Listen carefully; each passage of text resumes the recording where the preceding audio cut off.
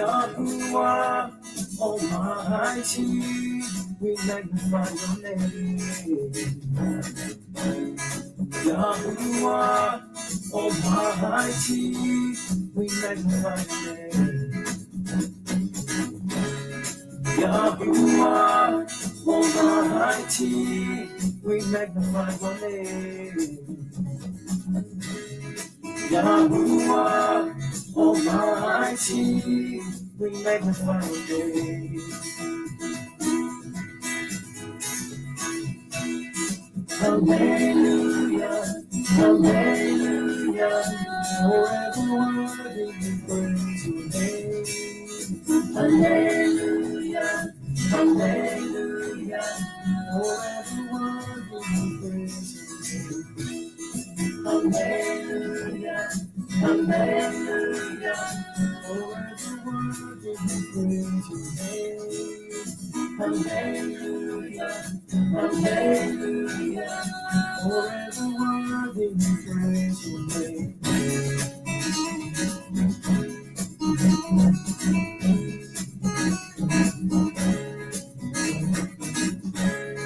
Yahusha, redeeming love, to you every knee shall bow. Yahusha, right hand of God, oh praise to your name now we say. Hallelujah, hallelujah, forever worthy we praise your name. Hallelujah, hallelujah, forever worthy we praise your name. Hallelujah, hallelujah, forever worthy we praise your name. Hallelujah, hallelujah, forever worthy we praise your name.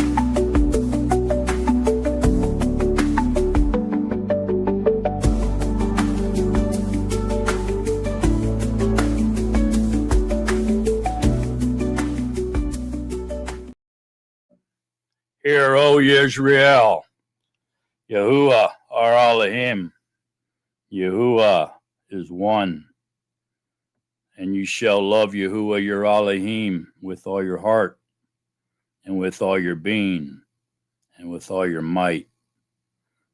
And these words which I am commanding you today shall be in your heart, and you shall impress them upon your children, and shall speak of them when you sit in your house, and when you walk by the way, and when you lie down, and when you rise up, and shall bind them as a sign on your hand, and they shall be as frontlets between your eyes, and you shall write them on the doorpost of your house and on your gates. And the second is like it. You shall love your neighbor as yourself. On these two commands hangs all the Torah and the prophets. Hallelujah. Hallelujah.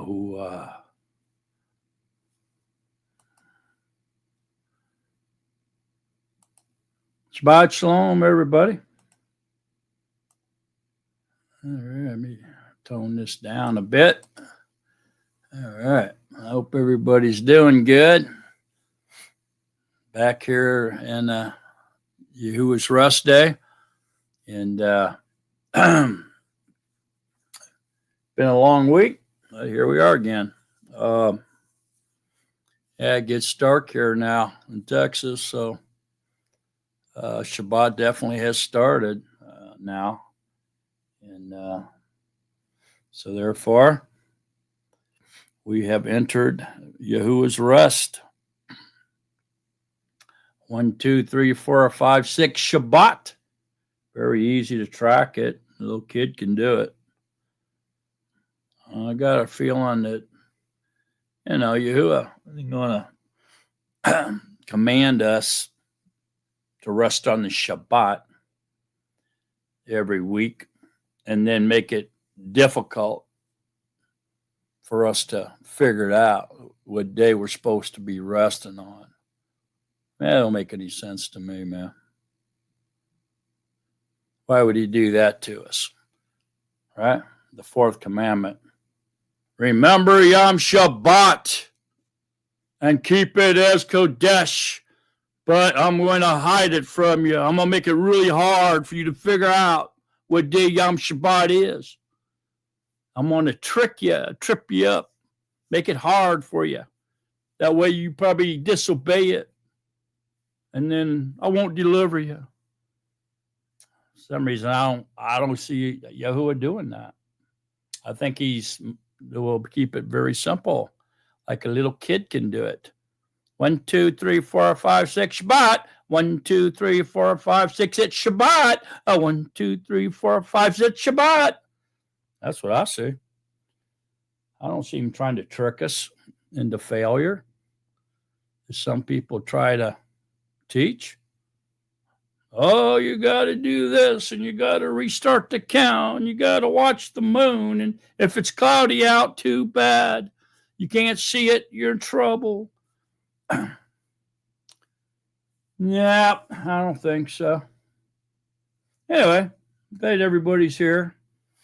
Got a pretty good study this evening, and we'll get into it here shortly. Let me say hello to some people here in the chat room really quick. I probably should put my greeting in here, I imagine. That'd be a good place to start. So let's see. Let's just go ahead and do that. Shabbat. Shalom. Beloved of Yahuwah. All right, there you go. Yeah, man. We're off to the races now, yeah? All right, let me get up here and say hello to some people, and we'll get started on this evening's study. Oh, yeah. Maybe we'll even do some screen saving, a share screen this evening. I don't know. Maybe. We'll see how it goes. But anyway, Miss Sandra Brunston. Glad you're here, Sandra. Shema. Shema simply means hear in Hebrew. Brother Levi Davis. Glad you're here, Brother Levi. Shabbat Shalom, Mishpaka. Sister Peggy Russell. Glad you're here, Peggy. Shabbat Shalom, family. Brother Pete Anderson. Glad you're here, Pete. Shabbat Shalom. Love to all. Davy Steed. Glad you're here, Davy. Shabbat Shalom, family. Brother Yahudru, glad you're here, Brother Yahudru. Shabbat Shalom to everyone. And yes, Ike and Sharon too. Chris Strakowski and Amber, glad you all are here. Shabbat Shalom, family, with love from Amber and Chris. Baruch haba b'shem Yahuwah. Sister June Manning, Brother Joe.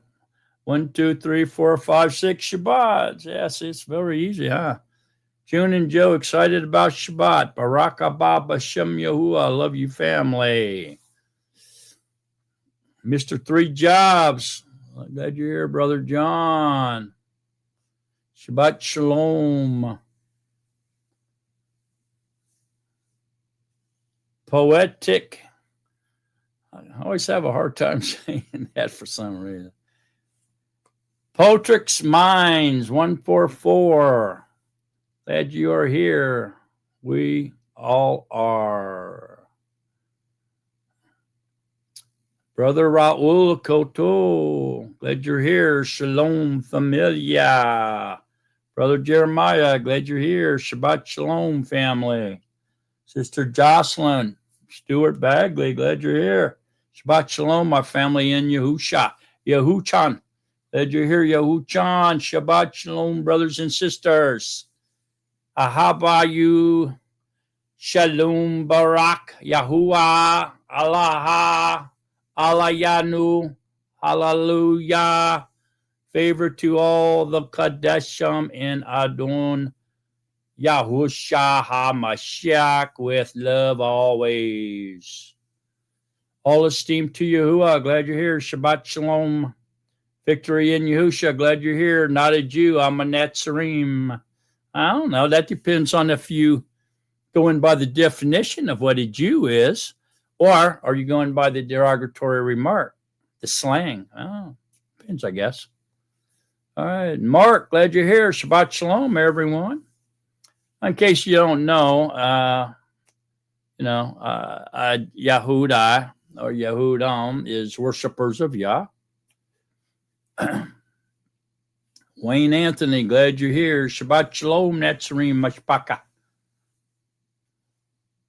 Victory in Yahusha. Wow, yeah, okay. Juanita Phillips, glad you're here. Shabbat Shalom, everyone. Kate Connell, glad you're here. Shabbat Shalom, Mishpaka. Lou and Phyllis, glad you're here. We are obedient servants, Lou and Phyllis. Sister Rose Wright, Shabbat Shalom, Mishpaka Natzarim. Yahuwah's breath, a new beginning. Little children, it is the last time, and as ye have heard that anti-Mashiach shall come, even now are there many anti-Mashiachs, whereby we know that it is the last time. Yochanan, Rashon, 1 John 2:18. Kings and Queens Coaching Group, glad you're here. Shalom. Shako, glad you're here. Shabbat Shalom, family. Lorana Moran, glad you're here. Shabbat Shalom. Ernest Ochoa, glad you're here. Shabbat Shalom. Seth and Alicia, glad y'all are here. Shabbat Shalom from Seth and Alicia. Jesse, glad you're here. Shabbat Shalom. Al Hunsberger, glad you're here. Shalom, Elikem, Lorana, and Sandra. JJ Lot, glad you're here. Shabbat Shalom, Mashpaka. Miss you all so much. Sephaniah Yahu, Shabbat Shalom, glad you're here. All right. If I missed anybody, sorry about that. Didn't mean to. I've been accused of doing it intentionally, but I've never done that intentionally. Because everybody's welcome here on the Netzarim channel. All the time, every time, and any time that we're broadcasting live from the great state of Texas. And welcome, Brother Speedy. Speedy been behaving himself. He hasn't ate pork chops all week. But he did eat a mouse. I have to tell on you, Speedy. But he's doing better. At least he didn't eat any of them pork chops. And his buddy Blue's back. Blue said he watched that last video about monotheism and he decided he's no longer Trinitarian. He's monotheistic now. And so Blue's back. So welcome, Brother Blue and Brother Speedy. All righty. Okay. We'll go ahead and get started now. I'd like to do a couple screen shares here really quick. I thought these were really cool pictures as I was going through them a little bit this week. Let me see here now. Yeah, here's one. This is Mount Hebron in the Judean mountains or Judean hills, if you will. And I thought it was really a pretty scene here. And so I think I'll show it to you. Here we go. So there we go. That's the Judean hills, Mount Hebron. And kind of a pretty view here of Israel. Yeah. And let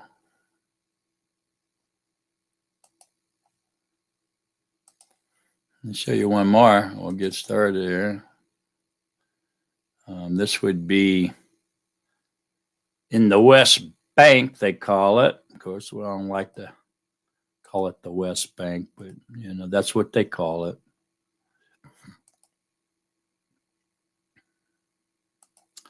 But I thought this one was kind of interesting. I bet y'all don't know what this is. So this is in the West Bank area, if you will, Judea, or Yahudah. This is Bethlehem, modern day Bethlehem. Interesting, isn't it?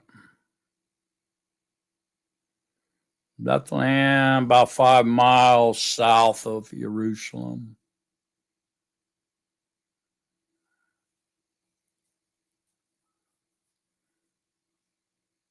Something like that. Okay, so anyway, I just thought I'd share those two with you. I found them kind of interesting. So, we're going to talk a little bit about are you a Jew? I don't know how many times you guys have heard somebody say that to you, but I mean, I've heard it quite a bit.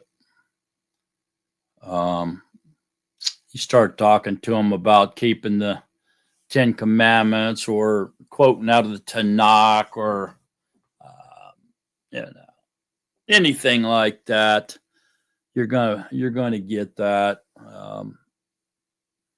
Are you a Jew thing? And because in their minds, they've been programmed that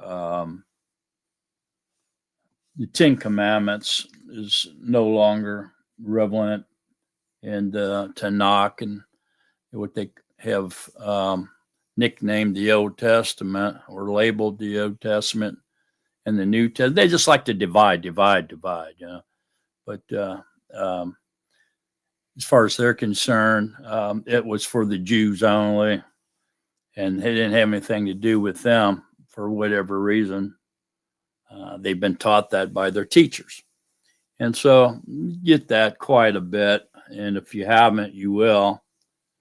And so I just thought we'd talk about that a little bit this evening. Probably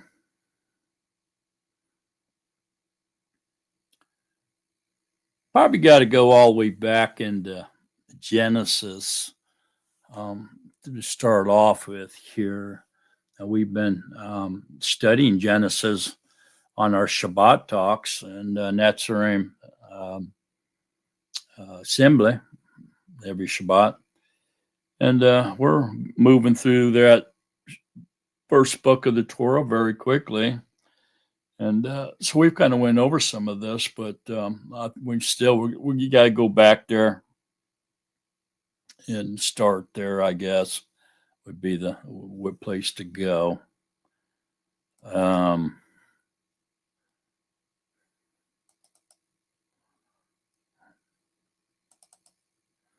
Oh, there we go.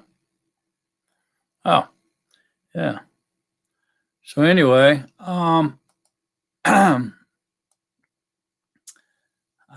another picture here I meant to show you. I just now remember.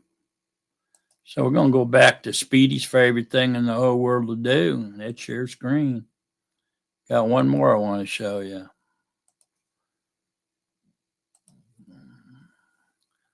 And, you'll probably like this one too. This is, of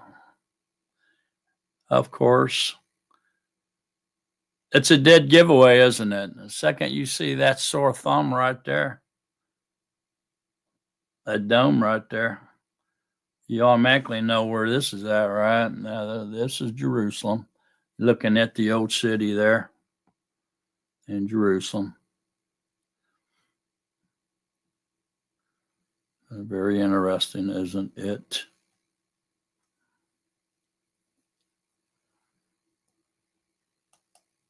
Okay. Yeah. You happy now, Speedy? Okay. All right. Got to keep Speedy happy. So anyway, going back into Genesis because that's where it all started, was with Abraham, right? And so Yisrael existed from the onslaught, but with Adam and Kua, actually, but didn't really stand out prominently until Abraham. And so we'll just go back. I'm not going to get back into Adam and Kua's time, but we'll start there at Abraham, and we'll just say for reasonable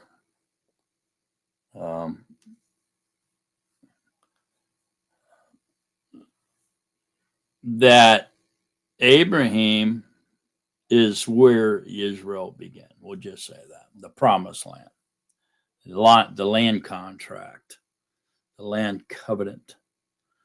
All right. So back in Genesis 12, Yahuwah says to Abraham, go from your country, from your people, and your father's household to the land I will show you, and I'll bless you. And so they packed up their stuff and took off. So we know that Terah was the father of Abram, and Terah took his son Abram and his wife Sarai and his other sons, Lot, his other son, Haran's son, Lot, and Haran died, and so he was with the dad, and maybe why Abraham was so close to Lot, because he actually became his brother. That name his dad took him in after his brother who died, Haran. And so they came out of Ur, which was the land of the Chaldeans, and they headed toward the land of Canaan. But instead of reaching their destination, they got hung up in Haran or Karen. And this is where Terah lived. with his son and his grandson and his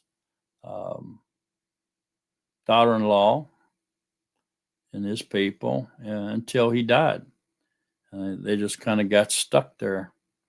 And so then once he died, then Yahuwah commands Abraham to carry on with his father's unfinished mission to reach the land of Canaan.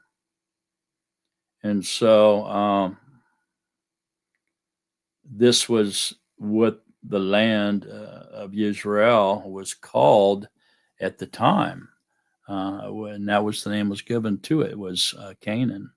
So that's where where the Canaanites were, and the Philistines, and a bunch of other different warring tribes and peaceful tribes as well. So it all kind of begins there, and Yahuwah eventually makes a covenant. They reach Canaan, and Yahuwah makes a covenant with him, a land covenant. So Abraham passes through the land to a place of Shechem, and as far as the terebinth tree of Morah, and the Canaanites were in the land at that particular time. So Abram and his wife Sarah become basically the first settlers in the promised land by packing up all their belongings and homesteading in Elon Morah, or near Shechem, which is the modern day city of Nablus. And it's kind of in Israel's heartland of Samaria. That's where they were at. So Yahuwah, who we could safely say was the original Zionist, made an eternal promise to give the land to Abram and his offspring forever. In Genesis 12:7, Yahuwah says, "To your offspring I will give this land." So at that particular time, the Canaanites controlled the land. But nevertheless, Yahuwah reassured Abram that it would one day belong to him and his offspring, in which would become, in return, they would become worshipers of Yah and Yah only. And so that was the deal. You know, I'm going to be your Elohim. I'm going to give you this land, and in exchange, your end of the covenant is you will be my servants. You will worship me and me alone. You and your offspring will become the worshipers of Yah. Okay, and that's the Yehudai, the Yehudim, plural, or what they call today the Jewish people. This literally then would be a straight line. If you're a Jew, literally speaking, would be a straight line back through DNA lineage all the way back to Abraham. Literally speaking. Okay. Now, most of us don't know if we're all that or not. Some do. I mean, they've made great advancements on DNA testing. They have identifiers, what they call identifiers now, where they can actually identify people that go back to the line of Aaron and back to the line of Abraham and different other tribes. And so they look for these, what they call identifiers. Okay. But this is in the literal sense. Now, we may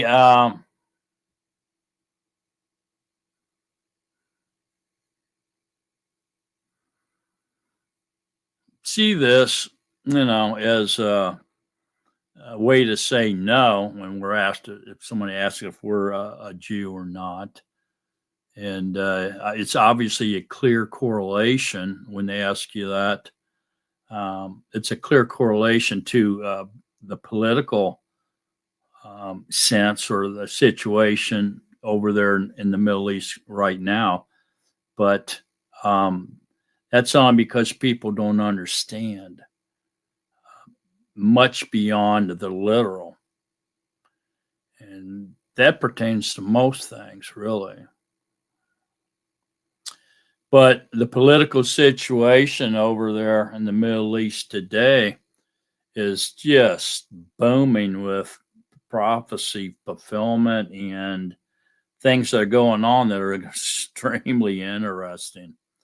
And we know that the Palestinians have gained control over some large tracts in the land within Israel that really don't belong to them. They claim it does, but it really doesn't, because even way back in the time where Abraham went there, the Canaanites controlled that land. The Philistines were there, but they were on the southern east coast of the Mediterranean Sea. That's where they were at. And so they weren't really way over into that territory anyway, even back when Abraham went there. I mean, they were filtering over into it, but they didn't control it. The Canaanites controlled it. So anyways, Palestinians have gained control of large tracts of land over there within the borders of Israel, which leaves many people, Israelites as well, wanting to negotiate for peace by dividing up the land that was promised to Abraham and his offspring. And first of all, people ain't got any right to do that because the land don't really belong to them. And so by doing so, they bring sorrows on themselves. A lot of these people believe that establishing a two-state solution or a separate Palestinian state side by side with a Jewish state will create everlasting peace. But it's ridiculous because that's what's been going on now ever since Abraham started that, living there and taking over the land from the control of the Canaanites. The Philistines were there, living side by side. They had their state. Abraham's people had their state. For all purposes, we'll call them the Jewish people. But there was never any peace. So that solution ain't going to work. They've been living side by side, two different areas, states, whatever you want to call them, territories, ever since Abraham was there. It's kind of silly, isn't it? So anyways,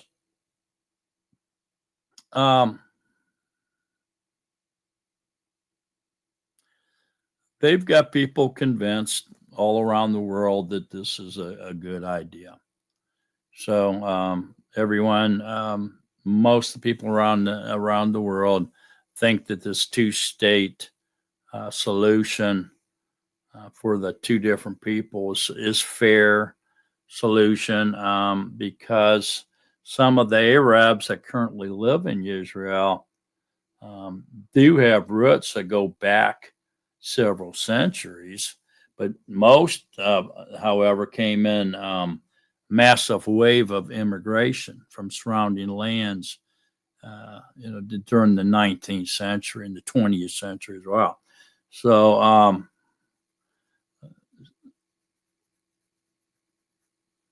lot of people question whether or not the Jewish people have returned back to the land in vain because of the issues that's going on there because of their presence. And people around the world, especially probably here in this country, really don't get it. I don't think we quite understand what's happened to the Jewish people. There's been rivers of tears and lakes of blood have been shed by Yahuwah's people. And shed as well in order to reclaim the Abraham given land through the land covenant. It's not been an easy thing. Many people risked their lives and even sacrificed their lives to develop that land when they went back in 1948. They died, many people died draining the malaria-infested swamps. They died replanting the land, rebuilding the cities, and then defending it against their neighbors, hordes of enemies surrounding them, swearing to wipe them out.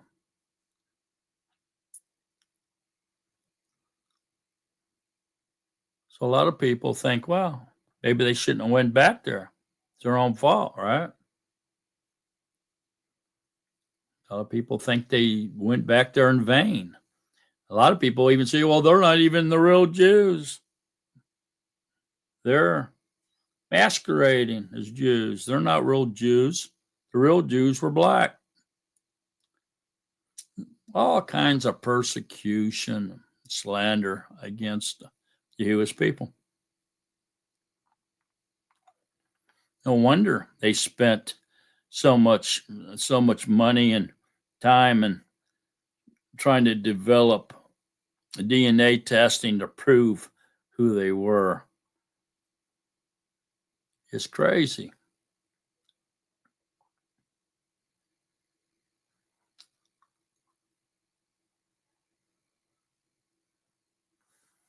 So we have to stop and wonder if the Yahudim, Yahuwah's people, survived this mega threat of extermination throughout nearly 2,000 years since Yahushua was here. 2,000 years of persecution. Inquisitions, pogroms, and even the Holocaust of World War I, World War II, especially World War II.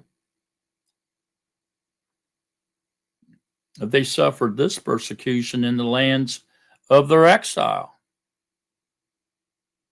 A lot worse than what's happened to them since they went back into the Promised Land. But they did. After all this persecution in the nations, they finally returned to the Promised Land.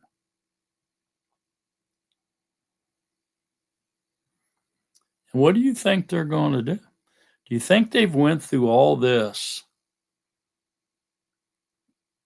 Well, let's just say, do you think that Yahuwah has put them through all these hard lessons, through all these exiles, wars, persecutions, slaughtering, inquisitions, all this stuff, just to finally return to their promised land, which he swore that he would do, would bring them back, just to be driven out again by a bunch of hate-filled, hate-crazed, religious fanatics, religious radicals? I don't think so.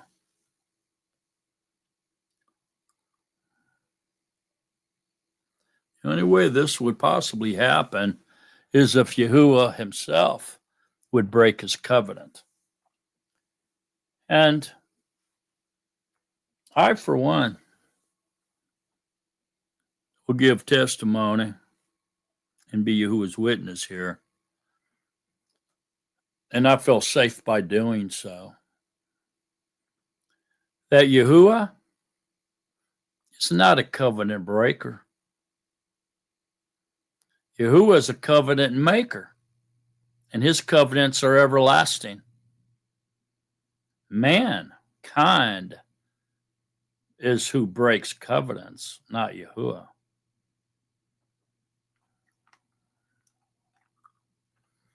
Isaiah 54:10, if you want to go there, and the BYNV, if you have it, go to Isaiah 54. Isaiah 54:10. It's pretty clear. It says, "For though the mountains be removed and the hills be shaken, my kindness is not removed from you, nor is my covenant of peace shaken, said Yahuwah, who has compassion on you." Yahuwah is not a covenant breaker by no means. And we can all be grateful for that. All of us. Because if he was a covenant breaker, we'd be in so much trouble.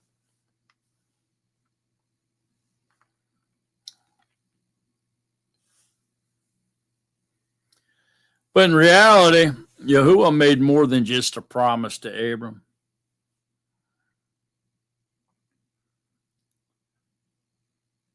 In Genesis 15, Yahuwah makes a blood covenant with Abraham. Well beyond what a mere verbal promise is. So Yahuwah makes a blood covenant with Abram that did include giving this land of the Canaanites to his descendants, to Abram's descendants, through Yitzhak or Isaac and Yaakov or Jacob as an eternal, everlasting inheritance. And so it's an amazing thing when you think about that, because the new heaven and the new Shemaim, the new earth, the Retz, seems to will be, the entire thing will be given to them, it seems like to me, through this covenant. But anyways, Genesis 17 and even 15 there, it says, "I will establish my covenant." Let's go ahead and go there. I'll read it right out of Scripture. Genesis 15, let's go to 17. Genesis 17, 7 and 8, maybe 7 through 10, says, "And I shall establish my covenant between me and you, and your seed after you, and their generations, for an everlasting covenant, to be Elohim to you and your seed after you. And I shall give to you and your seed after you the land of your sojournings, all the land of Canaan, and as an everlasting possession. And I shall be their Elohim."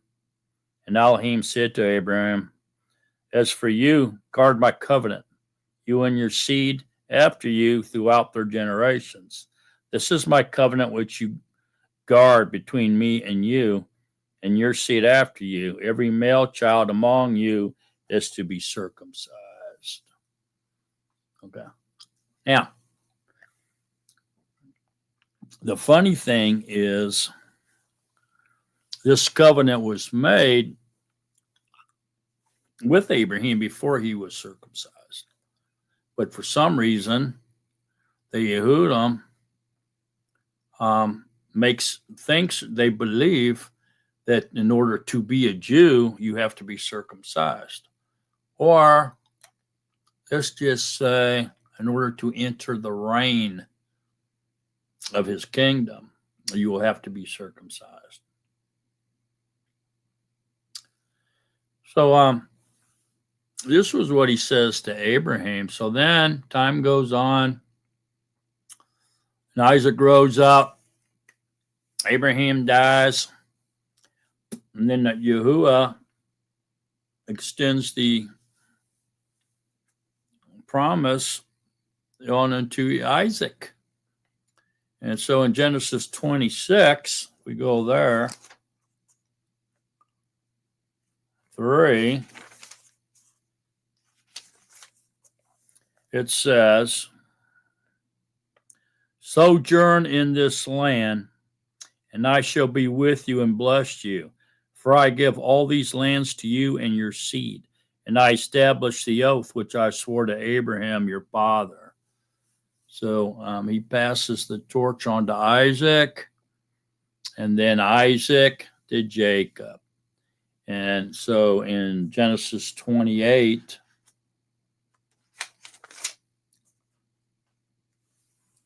so this is the establishing of Yisrael, which means rulers with Yah. And the Yahudim from the tribe of Yehudah is just one tribe.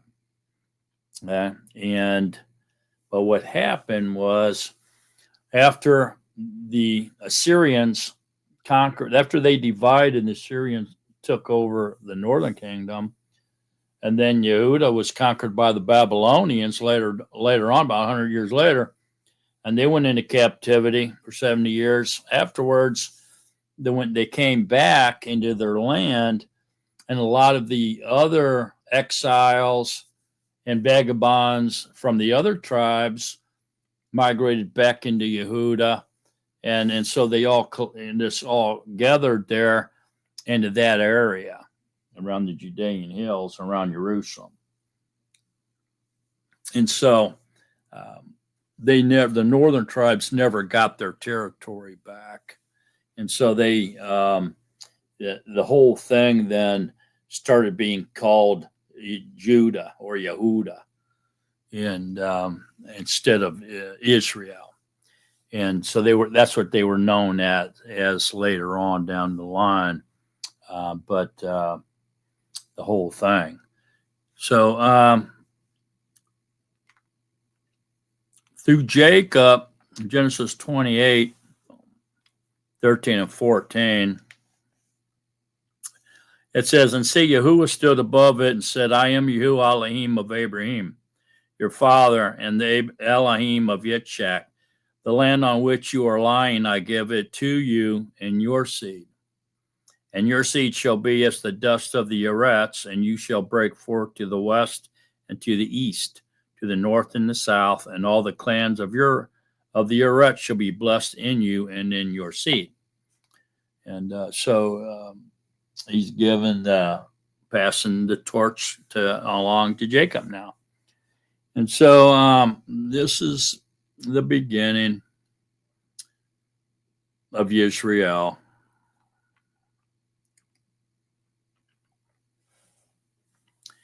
And Abraham really wasn't required to do anything at all to establish this covenant with Yahuwah. If you look into Genesis 15,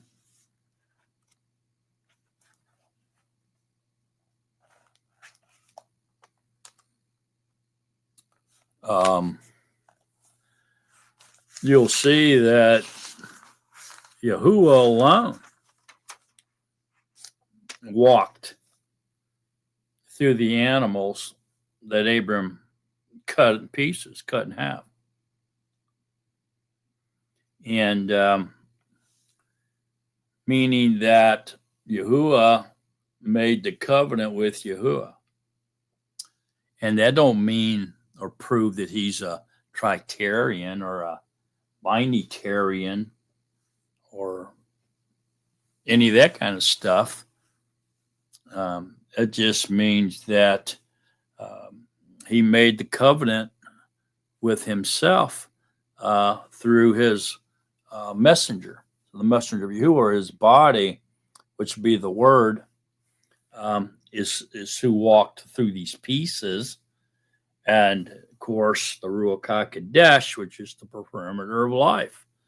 And so Yahuwah made the covenant with Yahuwah as he walked through these pieces within his body, within himself.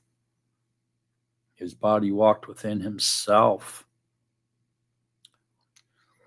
So he is the only one, him alone. He walked through these cut up animals pieces, indicating that the covenant he cut, they called it cut. The covenant means cut. And so he cut with Abraham was unconditional and everlasting, because Yahuwah does not die, or never did die, and cannot die. And so Yahuwah caused this deep sleep to fall on Abraham, and Abraham falls to sleep, and then he made the covenant with him. Okay, so probably to emphasize that Yahuwah and Yahuwah alone is making this covenant, and also to prevent Abraham from walking through it, is why he put him to sleep. So in the ancient times, when they were doing these blood covenant practices, both parties would walk through the offering, okay, if it were conditional, depending on both of them. It was also called a blood covenant as well, because if either party would break the covenant, then they would take a vow that if they would break the covenant, that they would be killed and their entire family with them.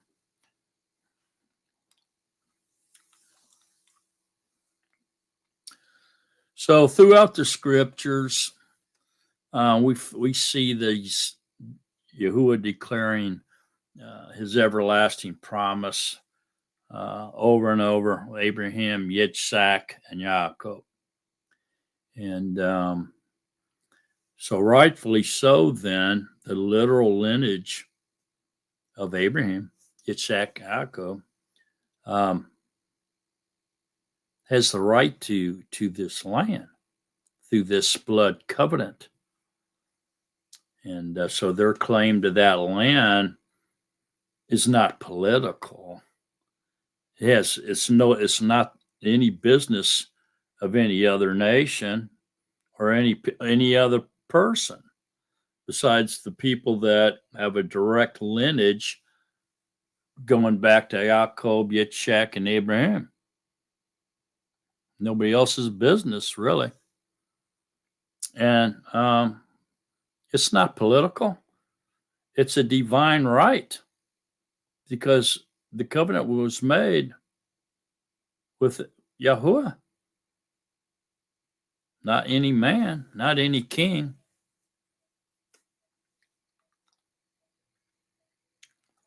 So might stop and think, well, why is there so much opposition then? Why don't people just realize that and leave it alone? And great opposition, right, to Yahuwah's word. So we have different religions.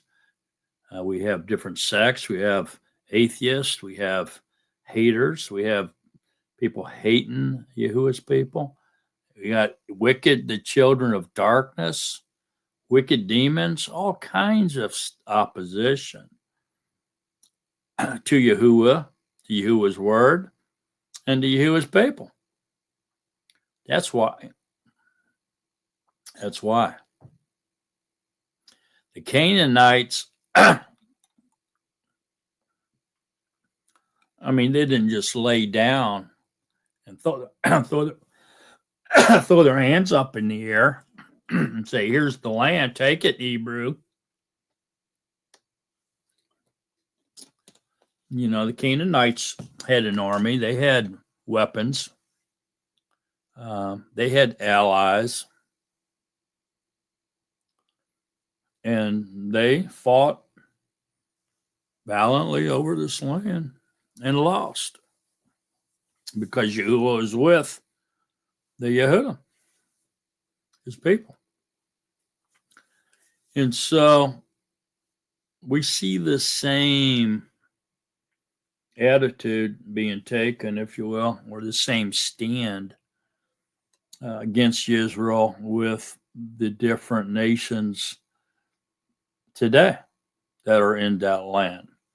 It's almost like a repeat, repetitive of what happened back then. It's still going on, like it never ended.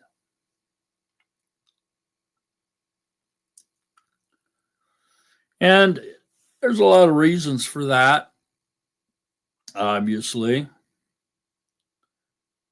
And back then, and even today, the enemy, the enemies of Israel did gain some temporary victories, didn't they?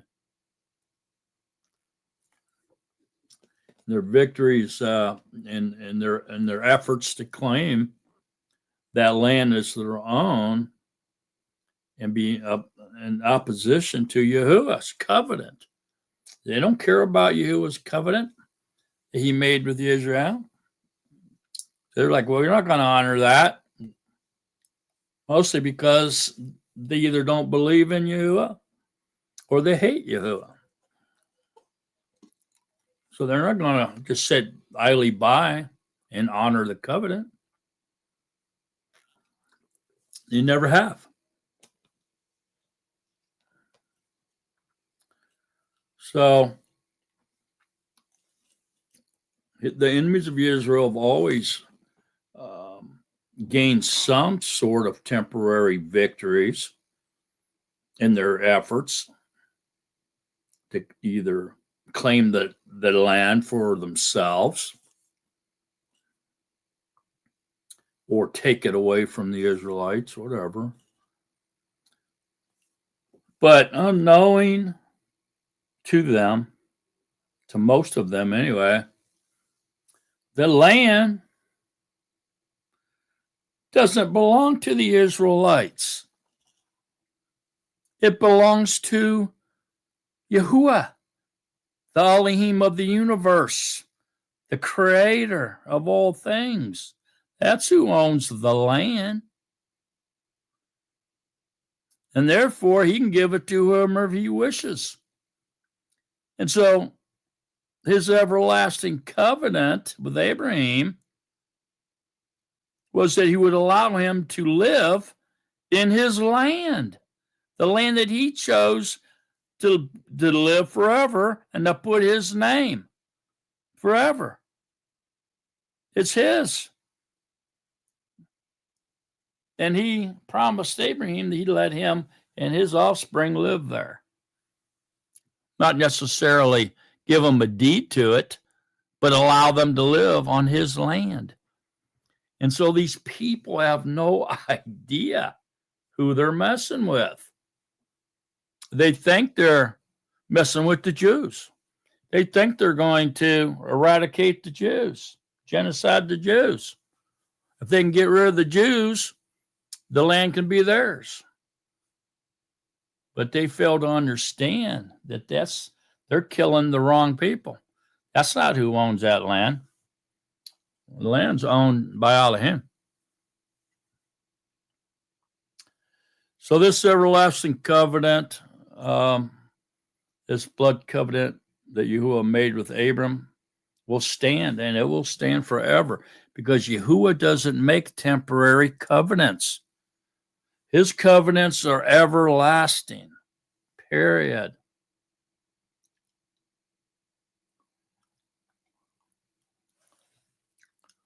So the first Hebrew, we can say then, if you want to, was Abraham, Sarah, and their offspring, and so forth and so on. Why can we safely say that? Pretty much because what's written in Genesis 13. It says, "Arise, walk in the land through its length and its width, for I give it to you." So when Yahuwah commanded Abram to walk the length and the width of the land, he wasn't telling him to go on a sightseeing stroll. This is what they did back then. When somebody was going to possess land, they would walk it. And everywhere they'd walk and they would stop, they put up their marker and they'd move on. And everywhere their feet touched would become theirs. That's what they did back in the ancient times. And so by Abraham doing this, it fulfilled this ancient legal custom, if you will, to claim ownership of a property by walking through it. And so Yahuwah commanded Abraham to do that, so that in the sight of men, the land would belong to Abraham. But we know the men weren't cooperating, right? They didn't cooperate back then. They ain't cooperating now. Especially, the Canaanites, the Hittites, the Egyptians, the Babylonians, the Syrians, the Moabites, Ishmael's people, Ishmaelites, all these people. So Egypt and the Hittite kings would regularly leave their capitals, their grand palaces, if you will, to take a ceremonial walk through their countrysides in order to confirm their ownership of their land. It's just what they did back then.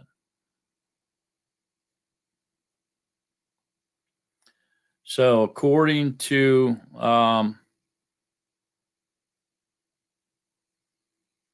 some of the ancient records, the seller of a property of a property would lift his foot off the land and purposely set the buyer's foot upon the land that he was selling. And so this custom may further explain the context of the scriptures when we read that Elohim promised to give Joshua every place the sole of his feet treads upon.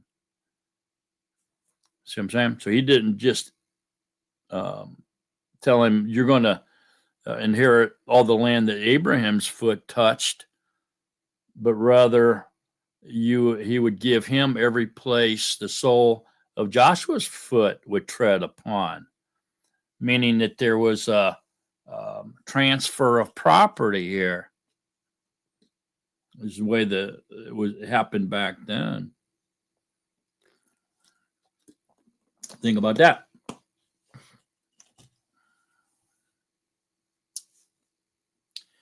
So he tells Joshua 1, I will give you every place where you set your foot, as I promised Moses. So there seems to be a transfer of property going on here. So in that case, when we think about that, then legally, then when Abram walked the length and the breadth of the land, he took possession of it for himself and his descendants as an eternal possession. All right.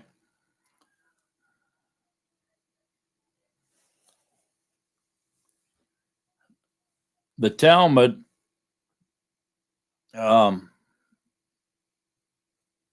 compares Abraham's walk through the land to a vial of perfume that only gives off scent when moved, wafting the fragrance of belief throughout the promised land.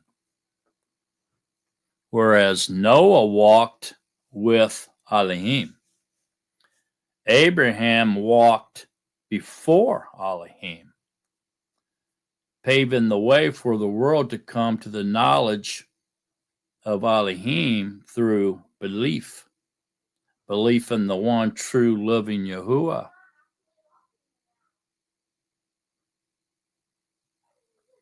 So Abram had an ability to cross over borders. So he not only crossed from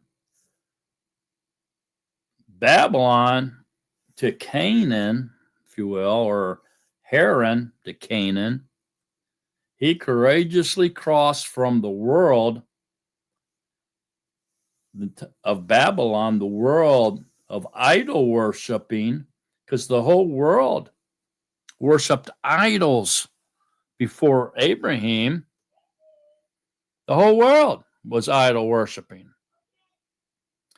So Abraham courageously crossed from a world full of idol worshiping to a world in which the one true living Yahuwah would be worshiped and praised instead.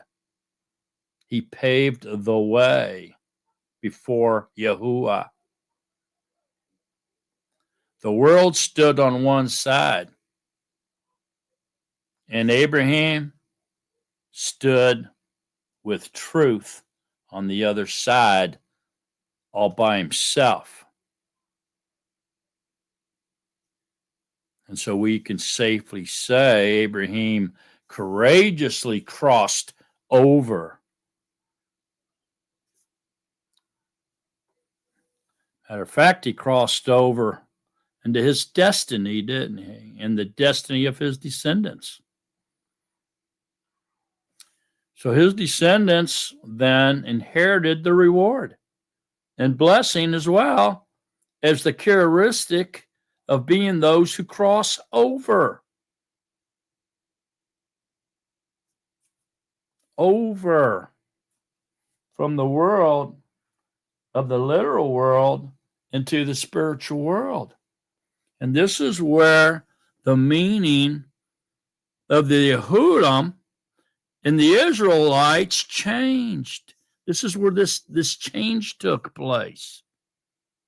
From the literal world of idol worship into the spiritual realm where truth and love resides. So for this reason, Abram became the first person to be called an Arab or a Hebrew.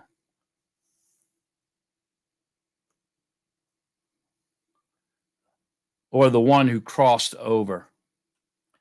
So this word comes from a Hebrew verb, la'avor, okay, which means to cross over, and is transliterated into the English as simply Hebrew.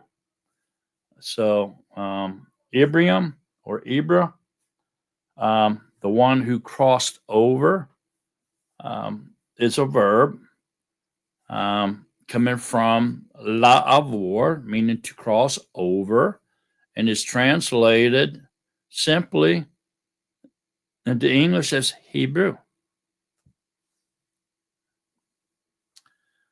Lech lecha. Lech lecha, therefore, is one of the most exciting chapters in the Torah.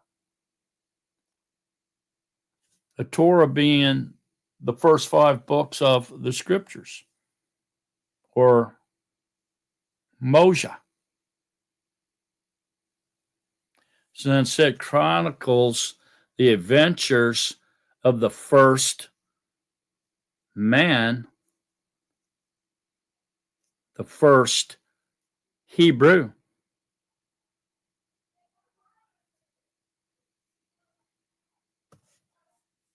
With Elohim.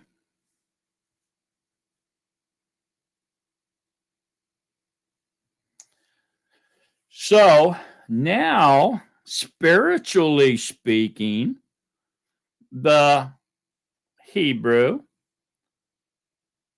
the Yahudim, if you will, which Yehuda is only one tribe.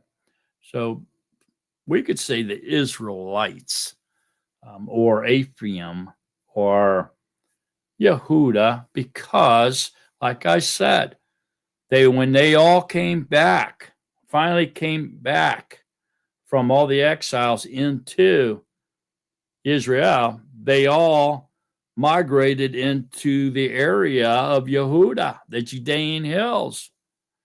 And therefore all the tribes migrated there and became a nation of Yehuda. And so now, spiritually speaking, all those that identify as Hebrew crossing over by leaving the wilderness of sin, or the wilderness of their life's journey, and crossing over the Jordan and becoming Hebrew, you can spiritually be a Yahudim, which means, by mere definition, worshipers of Yah. So we too, all of us that identify as Torah keepers,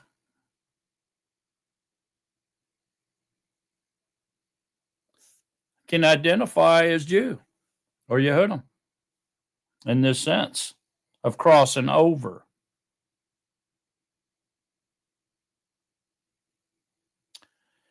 So anyone then that wants to leave the literal world of idol worshiping and enter into the spiritual realm and worship the one true living Yahuwah can come to this life-altering place where we must cross over into a new, exciting adventure in our spiritual life with Elohim, like Abraham did.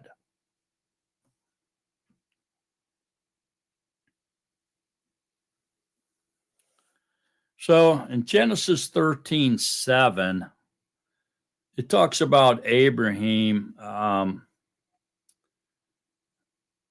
chapter 13 of Genesis speaks of Abraham and his nephew Lot. And they have become quite wealthy now at this point. And so their herds and their herdsmen and their herds have become extremely large. So large that where they're dwelling together, that area, that territory of land cannot support all of them. And so consequently, then a strife breaks out between the herdsmen of Abraham and the herdsmen of Lot. his nephew, or really his brother. And instead of diffusing the situation and figuring it out, they make a mistake, which most humans do, and they decide to part ways. They decide to divide.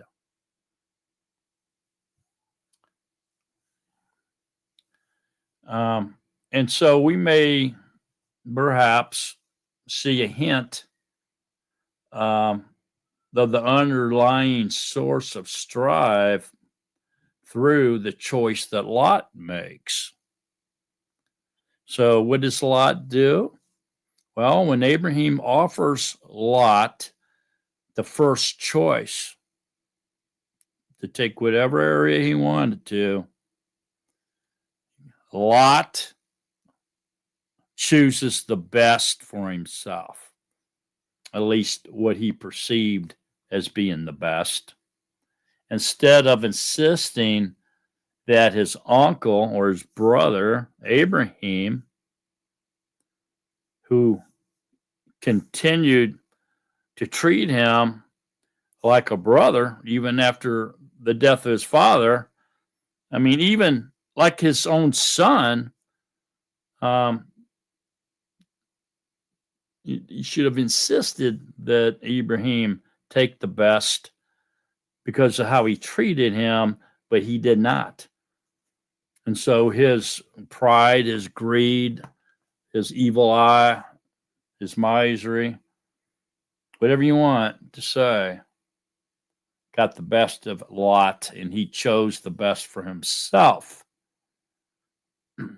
Now, we know how that turned out, right? So Lot chooses the best. He chooses the greenest, most fertile plains of the entire Jordan, of the entire garden. And it just happened to be near the cities of the plains, Sodom and Gomorrah. And Abraham moves onto the plains of Hebron, what I just showed you when we started. Remember the big picture I showed you of Hebron, Mount Hebron? That's where Abraham went. And so Genesis 13, 10 and 11 says, and Lot lifted his eyes and saw all the plain of the Jordan, that it was well watered everywhere, before Yahuwah destroyed Sodom and Gomorrah, like the garden of Yahuwah, like the land of the Mitzrayim as you go towards Zoar. That's like the wadi of Mitzrayim, Egypt. So Lot chose for himself all the plain of the garden, the Jordan, and Lot moved east. Thus they separated from each other, and Abram dwelling in the land of Canaan, and Lot dwelling in the cities of the plain, and pitched his tent as far as Sodom. So they separated. Big mistake. That was mistake number one. Mistake number two was Lot choosing the best for himself, right? So they decide they're just going to divide the land. All right. Well, they're inhabitants of the land, but they don't own the land. They're not allowed to divide the land. Same thing is going on today. People think they have the right to divide the land, and they do not. That land belongs to Elohim. They're not allowed to divide it. They're going to get in big trouble for doing that. Don't even get me started on that. So obviously, although the grass may be greener on the other side, we all know that idiom, right? The fact does not mean it's better. It may look greener, doesn't mean it's better, right? Nor does it mean we should go there. It should stay where you're at. Deal with what you were given.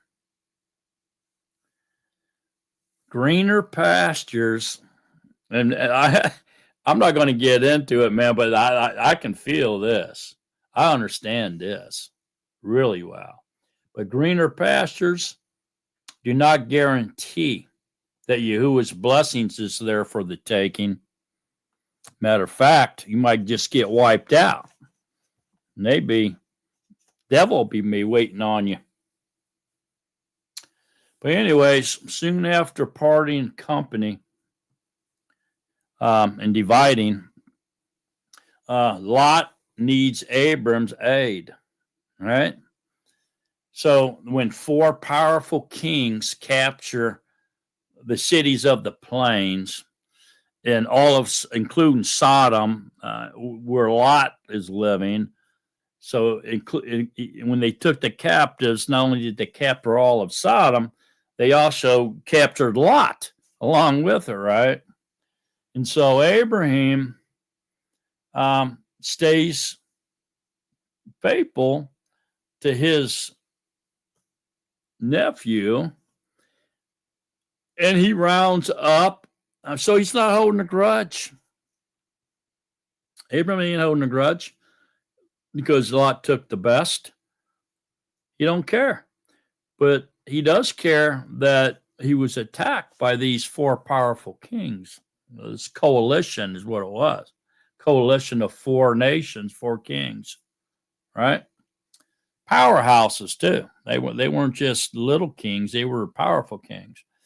And so Abram rounds up a small army of Hebrew, about 300 men, a little bit over 300 men. And he goes down there and he frees the captives. And so we see that in Genesis 14. So in Genesis 14, 15, and 16, it says, and he and his servants divided against them by night and smote them and pursued them as far as Cobah, which is on the left of Damascus. So he brought back all the goods and also brought back his brother Lot and his goods. They're calling him his brother Lot because when Lot's dad died, his dad's father, which was his grandfather, took him in and adopted him, basically. And so then he became inheritant just along with his uncles, and would been so he became legally Abraham's brother rather than his nephew. That's why it's saying brother there. And his goods, as well as the women and the people. All right. So not only did Abraham reveal his military prowess and valor in the war of what they called the War of the Kings, it's known as the War of the Kings, he also showed great self-sacrifice and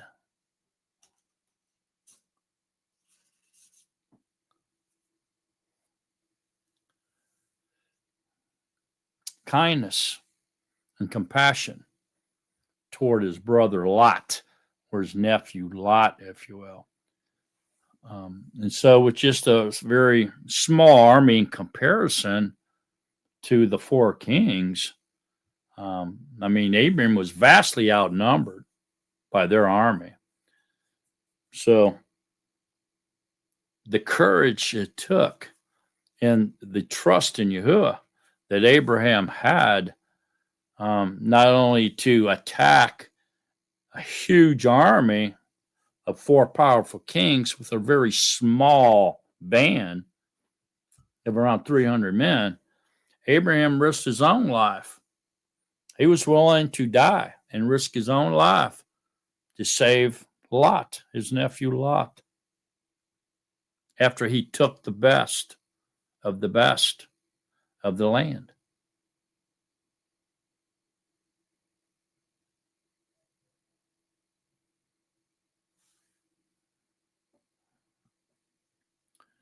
So that same type of valor and courage and trust, this is proceeded over all the different generations of Israel, even when times were horrible for them.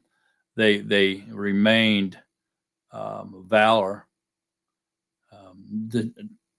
today, in this world we live in with such powerful nations and powerful weapons and huge armies.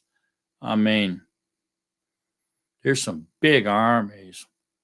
Israel's regarded as the best soldiers in the world. Matter of fact, a lot of people, a lot of nations list Israel army, their soldiers, is being equal to 3 of anyone else's. And so it continues on.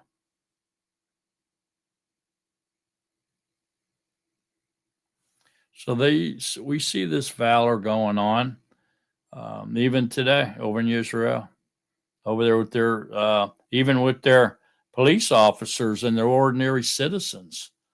You know, they confront terrorists on the streets of Jerusalem and other cities over there in Israel every day.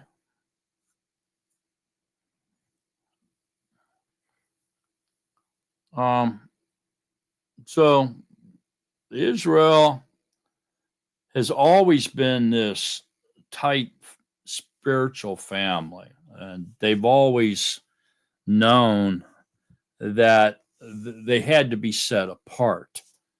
Okay, and so they are a mishpacha, a spiritual family, set apart from the rest of the world, from the idol worshipers of the world. And they always have been, starting with Abraham. And so this is part of what a Jew is. So therefore, just as Abram and the Israelites do not allow themselves to succumb to fear or freeze with no action at the possible consequences of protecting civilians. Instead, many rush to protect strangers at the risk of their own lives, unknowing, not even knowing why they're doing it.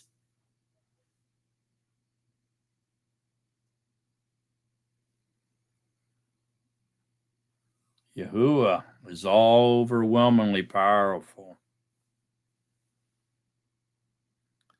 The Israelites have always, and their leaders have always been strong and of good courage. Why? Because they've always sincerely seeking Yahuwah's face. And even into the end times, they're going to face even more horrific threats of annihilation and genocide as the plans of the beast plays out against them. They're not going to cower. They're going to continue to be strong and of good courage.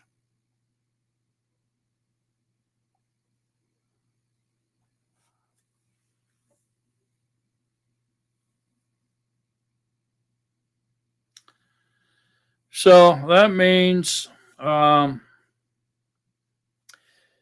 eternal salvation is of the Yahudim. Okay, it's the destiny of the Jews, the destiny of the Hebrew to cross over from mortality into eternal salvation or the eternal existence. This is what this is all about.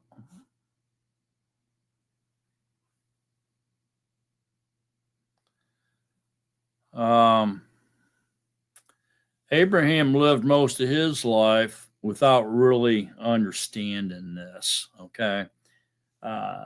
He didn't really, I'm going to say he didn't really know his destination or the understanding of crossing over from the literal world into the spiritual realm. But when Yahuwah revealed it to him through this covenant I think he saw it at a distance. Okay. And especially when Yahuwah revealed it to him through this covenant that led to changing his name. Okay, I think that then Abraham was able to see it at a distance, but not quite understand it. Okay, but Abraham waited a long time before he began to see even the hint of the fulfillment of this promise, which would come through a son. Okay, and he lost his patience even and tried to make and force it to happen with Sarah's handmaid, and Ishmael came on the scene, right?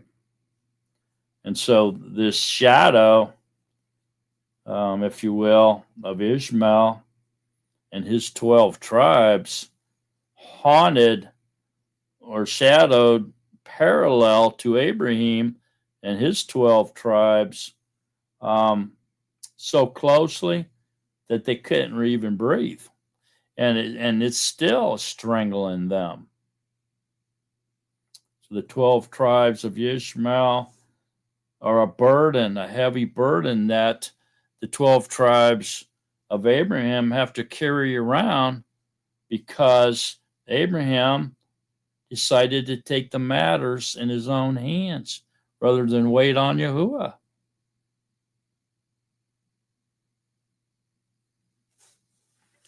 So Yahuwah tells Abraham, no longer shall your name be called Abram, but your name shall be Abraham, for I have made you a father of many nations.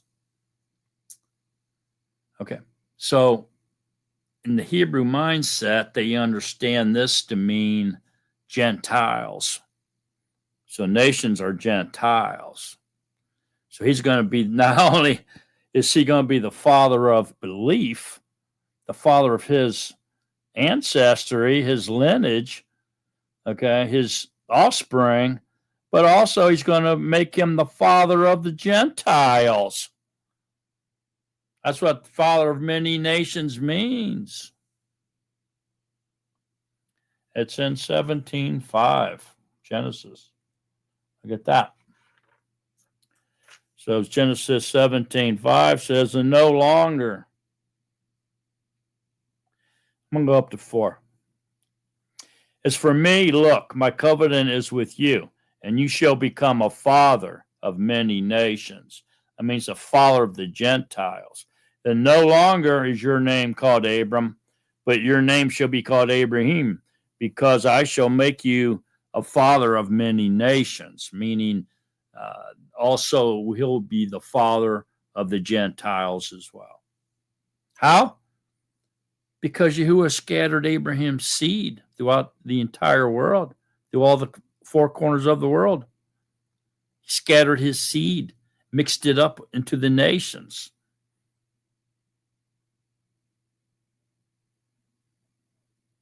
And through the partial blinding of his priestly line,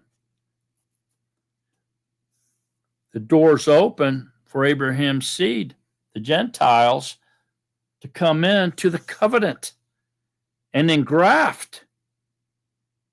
But the door is only going to be open for a little while. Once it closes, it's closed. And then the deliverances of the Yahudim.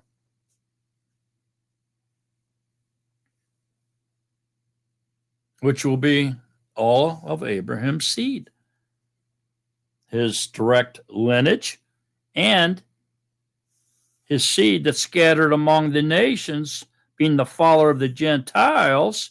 They will become in as well and graft into Yisrael and be rulers with Yah.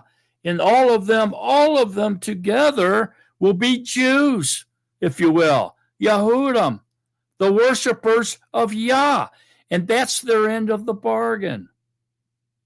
That was their end of the bargain. I will give you this land, and I will be your Elohim, and I will take care of you, but you are going to worship me and me alone, you and your offspring. And that offspring includes the Gentiles, because Abraham's seed is scattered throughout all the nations, and he's the father of the Gentiles as well as the father of the priestly line, the Hebrew. And therefore, the adopted sons come out of the world into the covenant, the everlasting covenant, and engraft with Israel. They become Hebrew. They just crossed over from the literal idol worshiping world into the spiritual realm where truth and love resides. So don't even hesitate, man. Next time someone says, "Are you a Jew?" you say, "I sure am, and I'm proud of it." And then when they start to walk away, "Oh, maybe I should explain to you what a Jew is." That means worshipers of Yah. Hallelujah. It's his name. Aren't you a Jew too? Or do you worship someone else? There you go.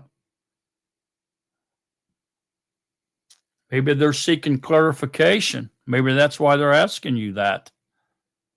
Maybe deep down inside, they're seeking clarification.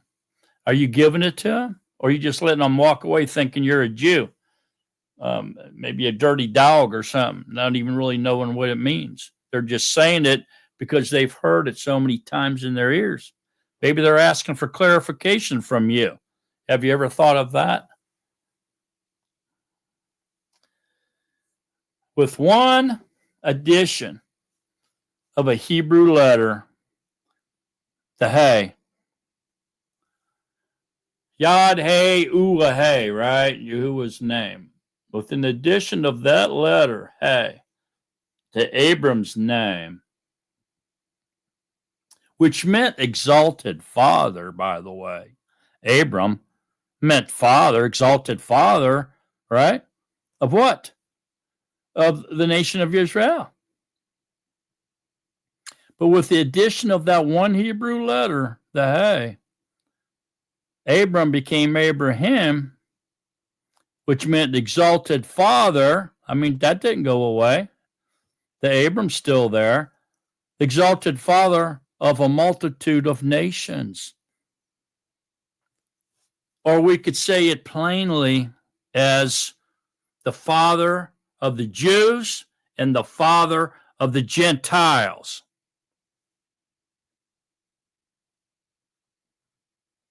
Ever think of that?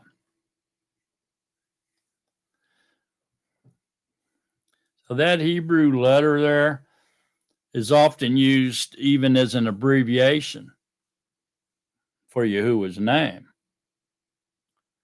And it's found twice in the Tetragrammaton. Yod, Hey, Ua, Hey. It's found twice. So what does that mean? Well, in the Hebrew text, let's say the Hebrew alphabet, I don't want to say, how should I say this? The Hebrew alphabet, the Paleo-Hebrew alphabet, it's not a language, okay? That's where most people make their mistake by thinking it's a language. It's not. That would be like saying our alphabet's a language. You can't say that. But with the Yahuwah adding this letter Hey to Abraham's name in the Hebrew text or mindset, Yahuwah added himself. Okay? He added himself as the father to Abraham's nature, character, and destiny.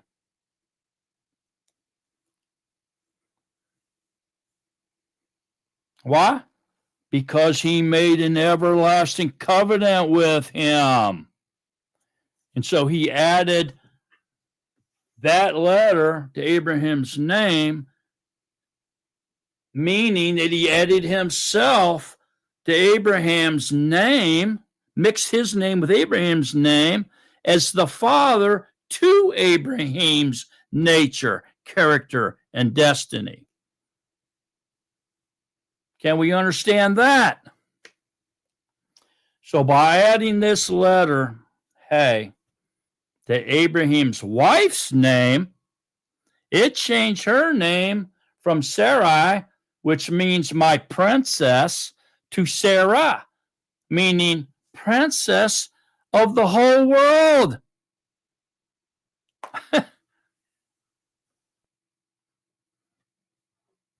So she became the mother of the Gentiles, didn't she? Absolutely. So for this reason,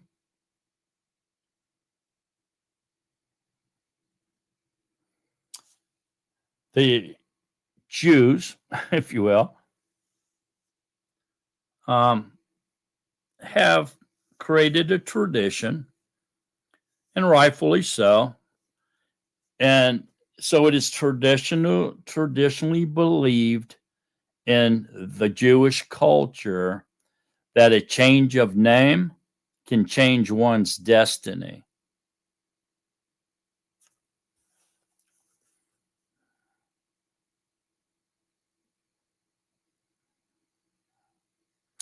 So Yahuwah did not only promise Abraham that he could dwell, him and his descendants could dwell in the land of Yisrael and the promised land, but he also promised that he would be a blessing to the nations through his seed. He would become a blessing to the nations, but through his seed being scattered among the nations. Abraham became the father of the Gentiles, allowing their entry into Abraham's covenant, the everlasting covenant between Abraham and Yahuwah, and then graft in to Yeshua. Wow, powerful stuff, man. So today there are countless ways in which Yahuwah fulfills this promise to Abraham. He still is doing it through the nation of Israel. It's over there in the same place where it was during Abraham's time. And how so? Well, through technology. One, Israel is one of the leading technological advanced countries in the world. Their agriculture is amazing and highly advanced. Their medical innovations are highly advanced. And through Israel's technology, their agriculture, their medical innovations, and all their advances, they're helping the nations, the Gentile people around the world.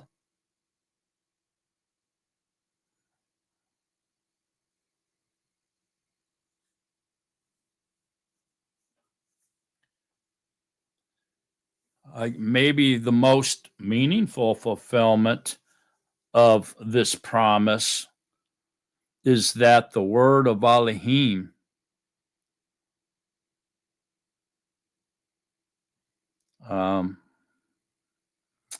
this promise is the word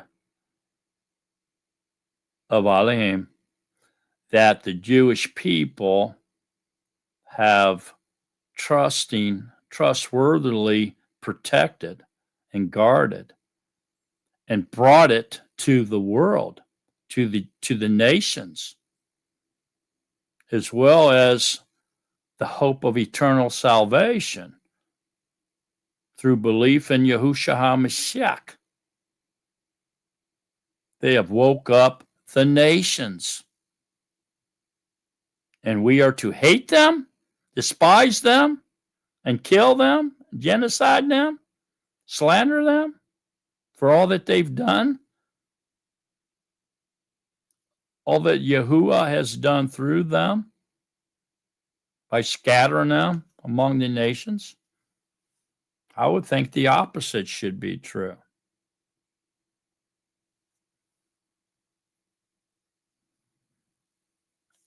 Look at 1 Peter. Go to 1 Peter 1.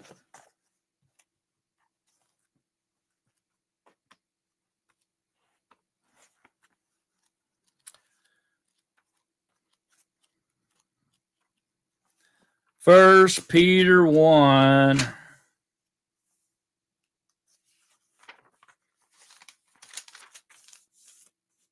First Peter 1, 3 through 5, maybe through 8.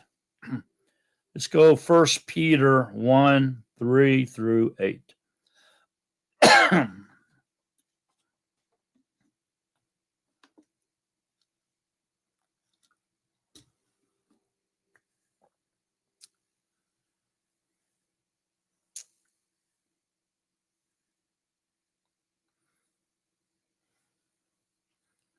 Blessed be the Elohim and follower of our Master Yahushua Mashiach, who according to his great compassion has caused us to be begotten from above to a living expectation through the resurrection of Yahushua Mashiach from the dead, to an inheritance incorruptible, and undefiled and unfading, having been kept in the Shemaim for you, who are protected by the power of Elohim through belief, for a deliverance ready to be revealed in the last time, in which you exult, even though for a little while, if need be, you have been grieved by manifold trials.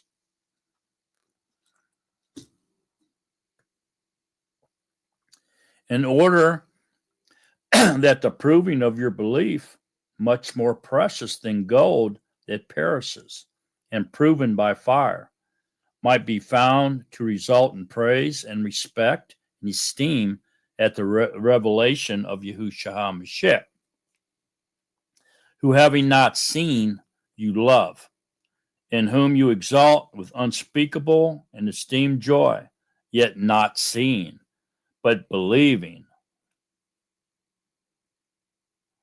obtaining the goal of your belief, deliverance of lives.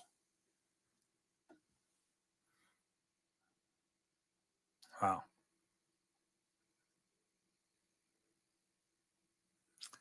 So Yahuwah is so intelligent. Elohim's destiny here for Abraham to become the father of the Gentiles, of a multitude of nations, of Israel, but also of the Father of nations, is fulfilled in a very significant way through Yahushua HaMashiach, who is a direct descendant of Abraham, Yitzchak, and Jacob himself. You can read his lineage in Matthew chapter 1, verses 2 through 17, if you want to. So anyone from any tribe, any tongue, or any nationality, any nation, who declares belief in the blood of Yahushua becomes an heir of Abraham and is allowed to enter the everlasting covenant. So Galatians 3, go to Galatians 3.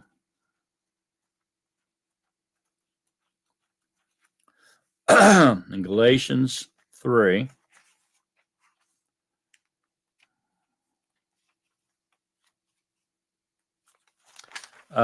27 through 29. It says,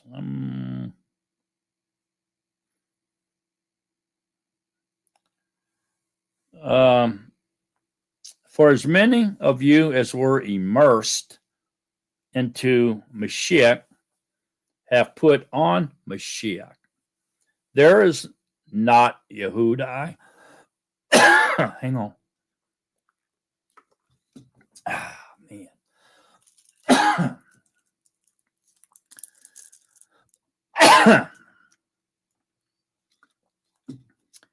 There is not Yehuda, or Jew, nor a Greek. That means a Gentile. There is not slave nor free. There is not male and female. For you are all one in Mashiach Yahusha. And if you are of Mashiach, then you are seed of Abraham and heirs according to promise. There it is, man. I mean, you can't get no clearer than that. It's just laying it out for you right there. So look, man, time's short.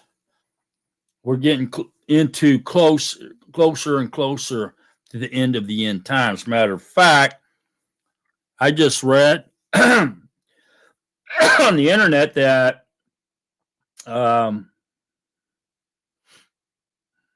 Trump just signed some kind of a weird peace treaty involving Israel again. And it could be the start of the 7 years. It very well could be. So time's short, man. And I'm going to say the vast majority of Jews, being that Abraham is the father of the Gentiles, we're going to call the Gentiles Jews too. He's going to talk about the majority of Abraham's seed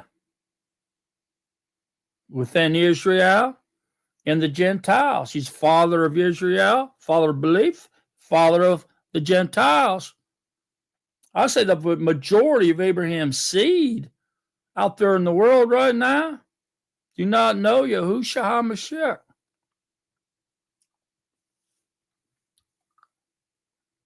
That's a shame.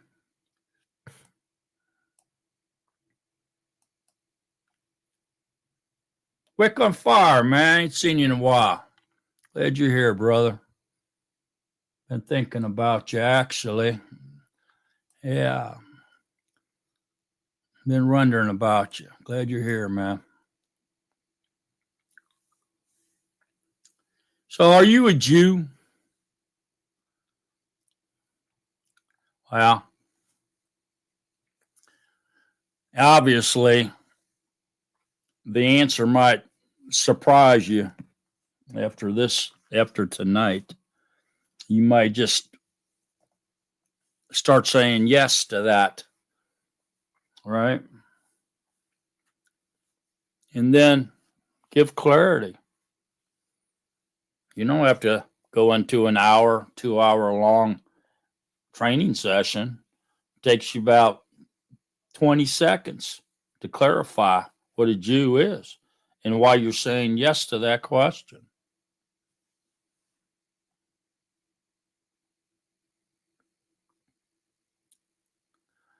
Jeremiah 40:12 says,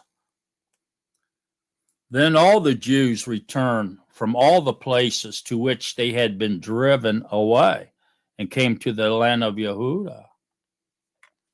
You see that? So all of them, all the tribes, returned from where they were exiled and came back to the land of Yehudah and settled. That's why they started being called the Yehudi. And later on, of course, it morphed into a more slang term, Jew. I mean, it's not a polite way of addressing us, but it's not horrible. I mean, I don't get offended by the word Jew myself. It's just incorrect pronunciation of the tribe of Yehuda. They should be calling you a Yehudi, but of course they're not going to, because that hook letter called a J has taken over. The controllers has used that J to manipulate the masses in a lot of different ways, especially with the name of the Messiah, the J man, right? But it's not, to me, it's not that big of. I know some people are rather offended by it, and they try to say, well, calling somebody a Jew is like calling a black person the N word, but I don't see it that way.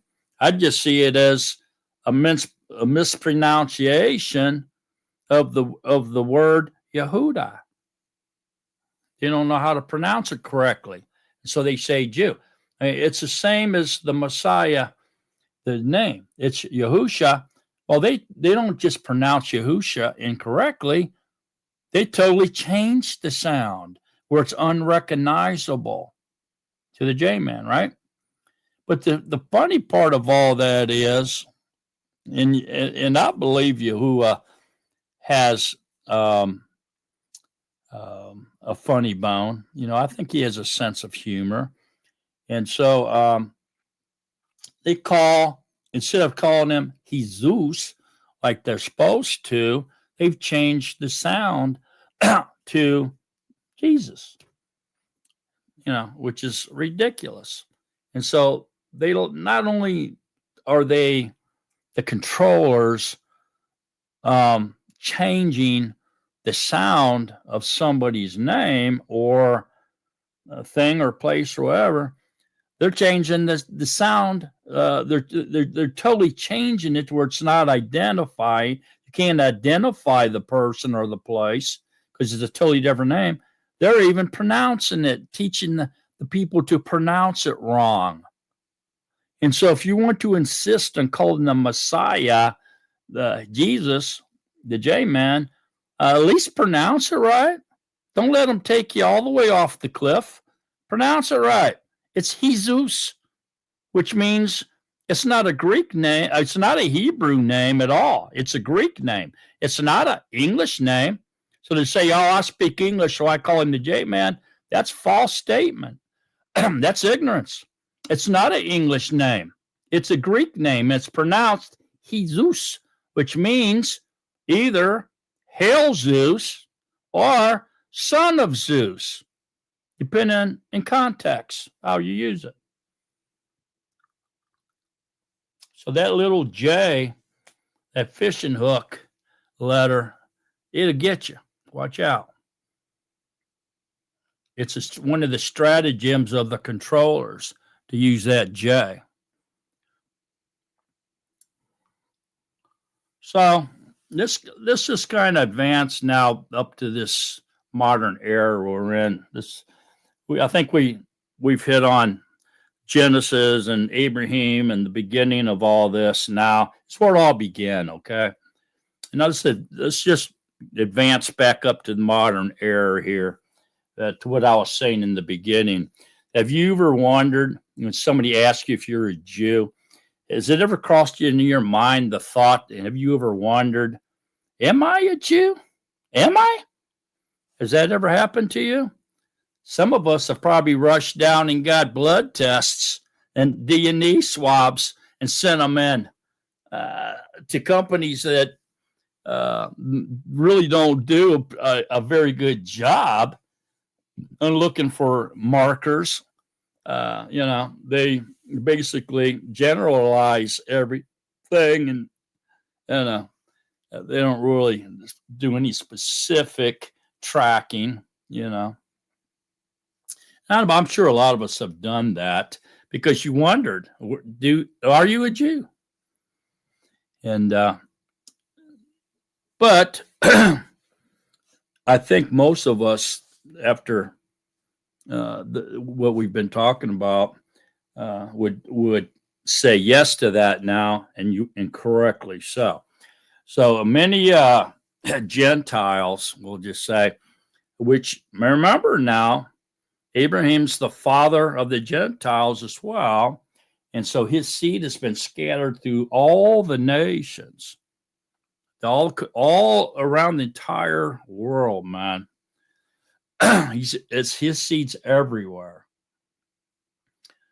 So the Gentiles think that they are descendants, or that they may be descendants of Israel, or they may say, well, I'm not a Jew, but spiritually, I'm a spiritual Jew because I have a love for their Elohim, for the Elohim of Israel.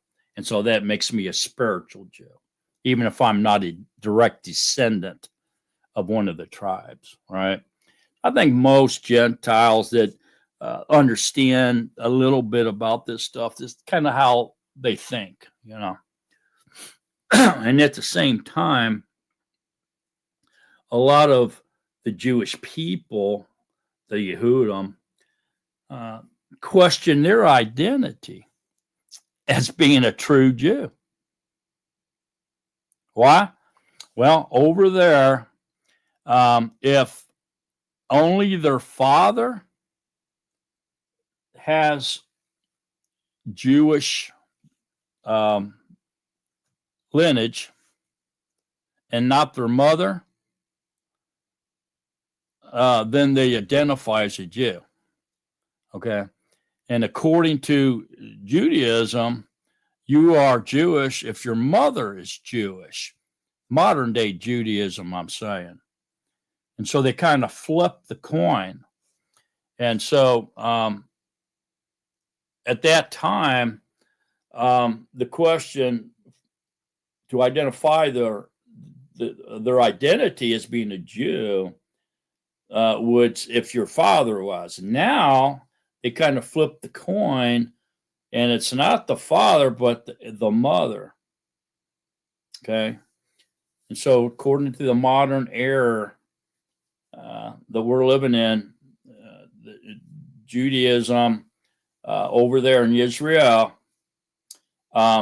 says that you are a Jew if your mother is a Jew, not your father. They don't go by the father anymore. And that may be a surprise to some of you, but it makes a lot of sense. Okay. And we'll get into it here in a minute, but in the scriptures, being Yehudi or Jewish, I'm going to say Jewish because it's the modern term, you know, and I want everybody to understand this because it's important to understand this. So I'm going to use modern language. So bear with me here. So in scriptures, being Jewish was passed down through the father. There's no doubt about it. Okay, just as it's recorded, it's from Abraham to Yitzhak to Jacob to the 12 tribes, all the sons of Jacob. Okay, and it's also recorded throughout all the genealogies that we find in Scripture, genealogies of the kings, the prophets, and even Yahushua himself. You'll see nearly all men, all fathers, right? So why is it evil that in this modern time they flipped it and now they trace whether or not you're a Jew through the mother instead of the father? Not really. Not really. So in this modern time here that we live in, we should ask, instead of saying, are you Jewish? Maybe the question we should be asking is, So, who really is a Jew? Maybe we should ask it that way. Come from a different angle at it. So, who really is a Jew? Let's look at it that way instead of, are you a Jew? Okay. So, the answer to this is very important, not only for the direct line of Abraham's seed, but also for all the nations as well. It's very important for everyone, since it determines which tribe that you come from, okay, which we all do.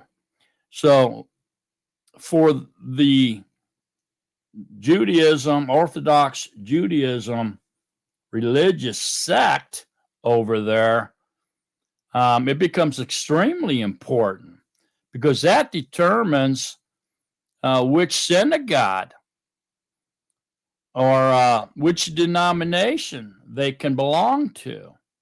So it becomes extremely important to them, the religious sect. Matter of fact, it's so important that it affects immigration laws, the immigration laws of people migrating to Israel. And because in order for someone to immigrant to migrate to Israel under the nation's law of return, they call it the law of return.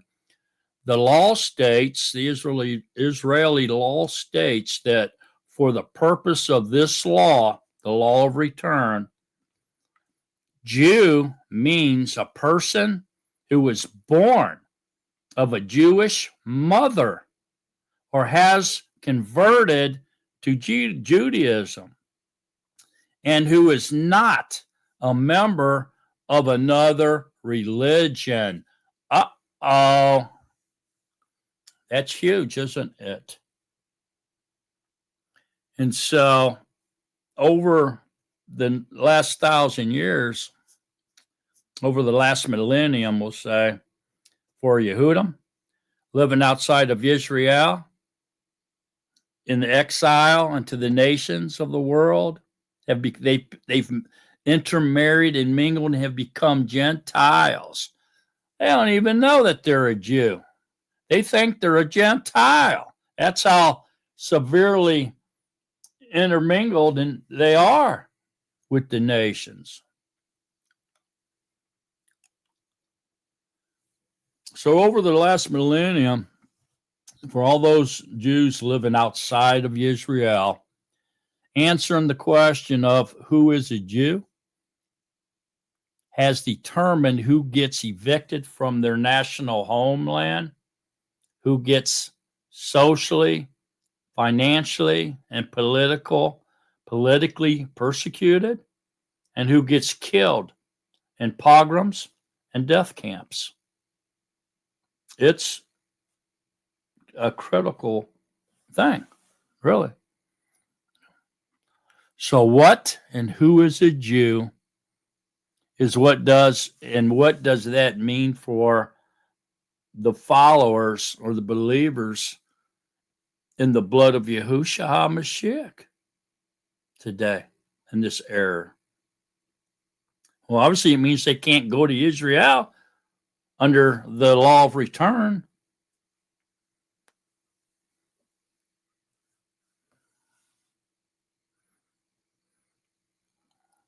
No wonder people hesitate when they're asked that question, are you a Jew?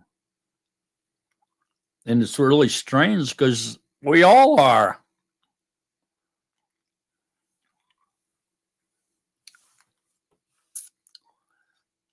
No wonder people hesitate.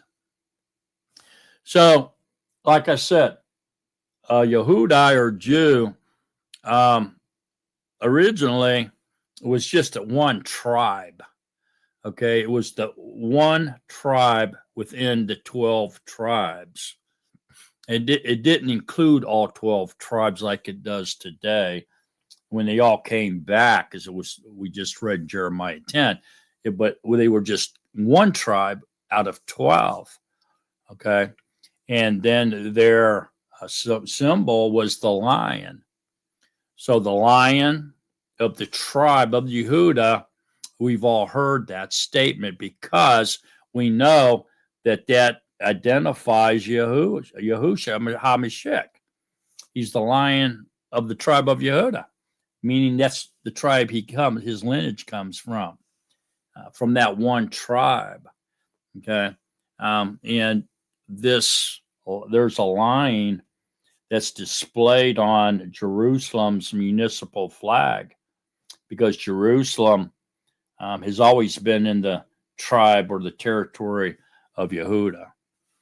And so you see this lion portrayed on Jerusalem's municipal flag even today. So back to the question, what is a Jew? So in Hebrew,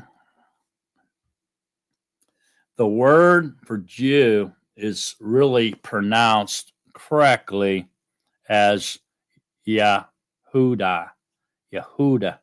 Yehudai. Okay. Yahudim is plural.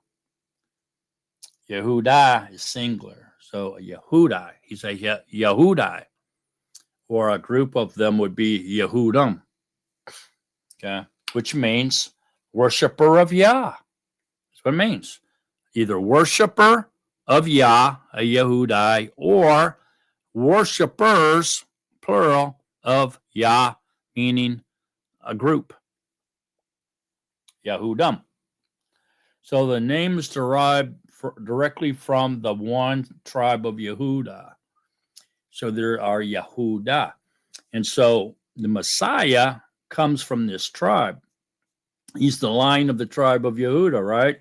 And so by taking and adding the D, the delete, which in Hebrew is symbolic of a door, this delete added to Yehuda.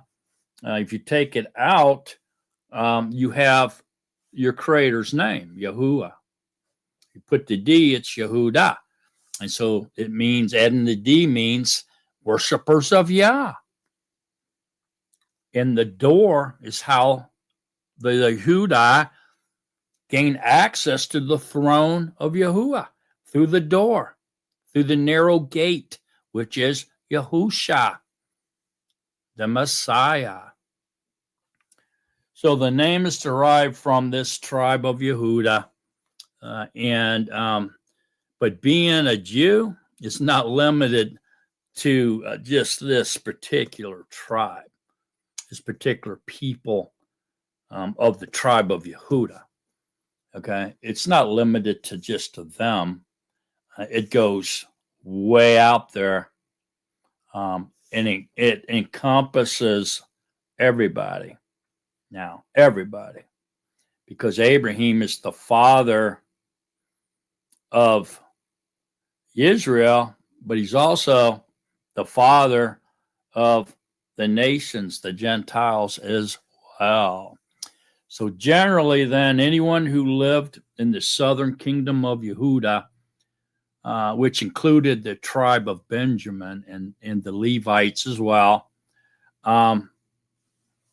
as those fleeing from the Syrian invasions of Israel to the north, assimilated into the kingdom of Yehuda, and it became known as Judea, or the Judean Hills area.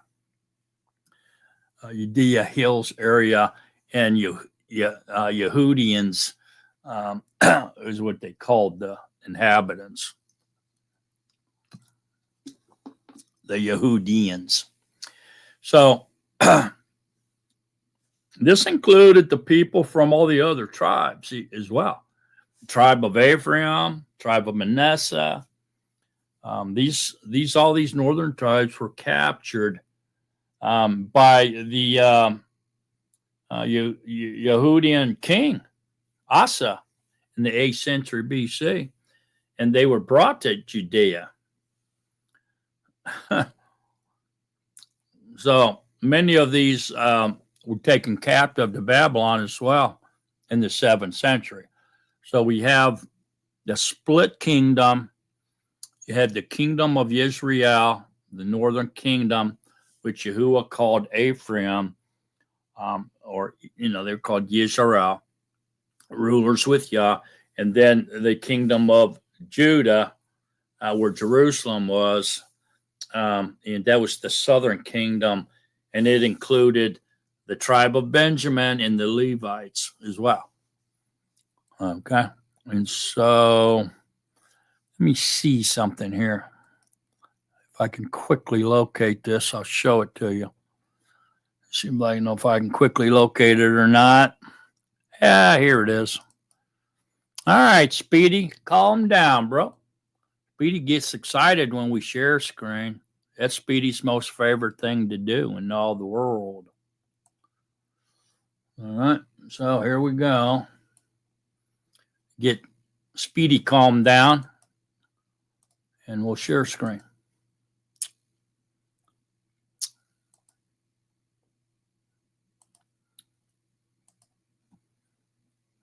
Yeah, picture's worth 1,000 words, so there you go.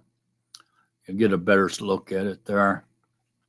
So you can see here's the Phoenician states up here, Tyre, and all these up here. Here's Byblos. That's where they named the Bible after the seaport here.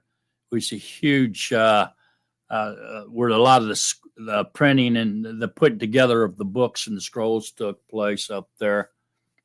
And they named the Bible after this seaport. I mean, it was a really horrible idolatry center, really, for statues and things like that. And so even that Bible up here is the name of a pagan god. Anyways, this blue area is the kingdom of Israel that Yahuwah calls Ephraim, the northern tribe. You see Samaria is in there. Jericho, Jaffa, they're all up in there. And then down here, you had the kingdom of Judah with Jerusalem, where the Levites were. Here's Hebron, that picture I showed you earlier. Here's Beersheba, and all that's right in there. Then, of course, here's where the Philistines were. See, they've always lived next to the Yahudim. Matter of fact, right here on this border here, probably closer up this way, is where David killed Goliath. And then you can see all the other kingdoms surrounding them here. The Ammonites, the Moabites, the Arameans, all of them. Here's the Assyrian Empire. Babylon was over there, over that way and down toward the Gulf. Was Babylon and all that. Haran was up there. So there you go. That gives you a better vantage point of what we're talking about. All righty. Okay. All right. So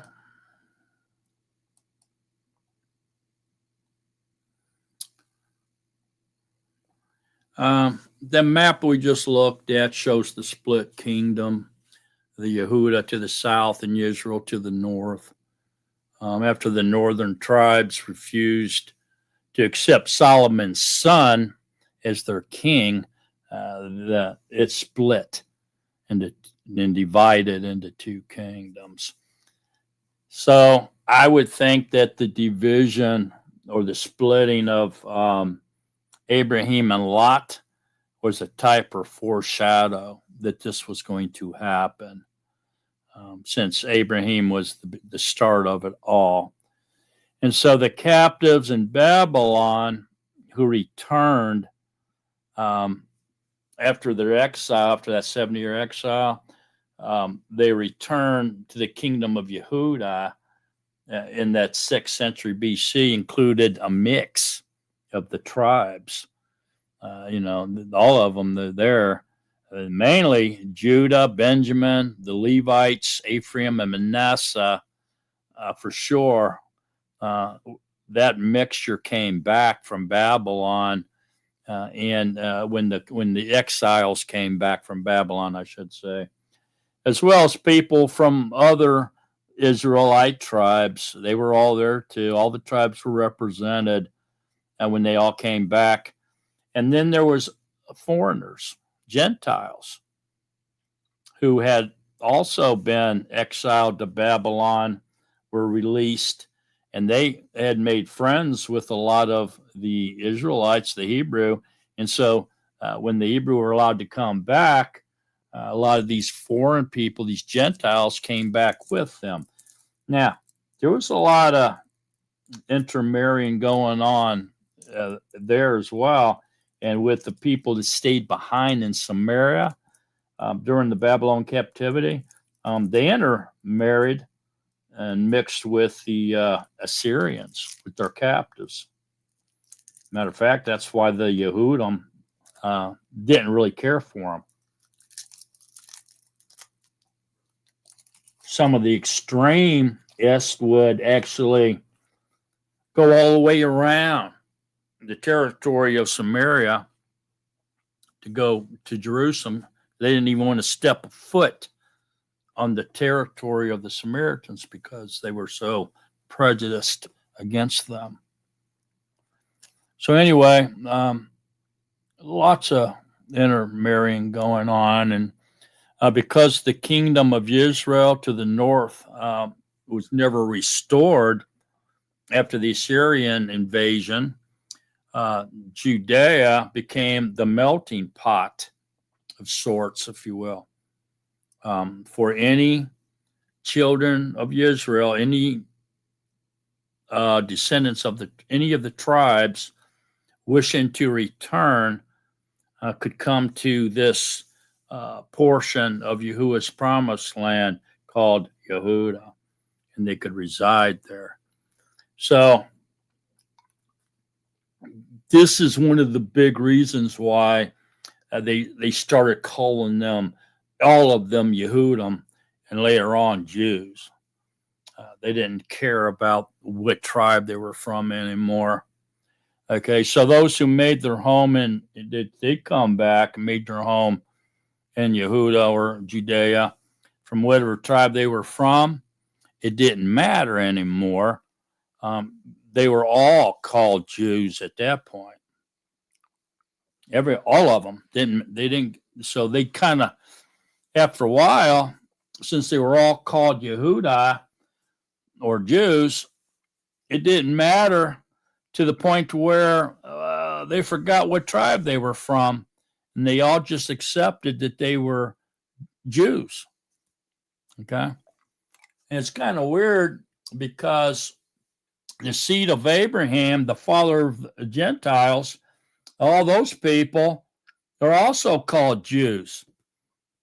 And especially if you believe in the Elohim of Yisrael and you follow the Torah, they actually refer to themselves as a Jew. It's kind of amazing. And even the ones that have a different religion and they believe in the Messiah call themselves the Jews for the J-man. So they even refer to themselves as Jews as well.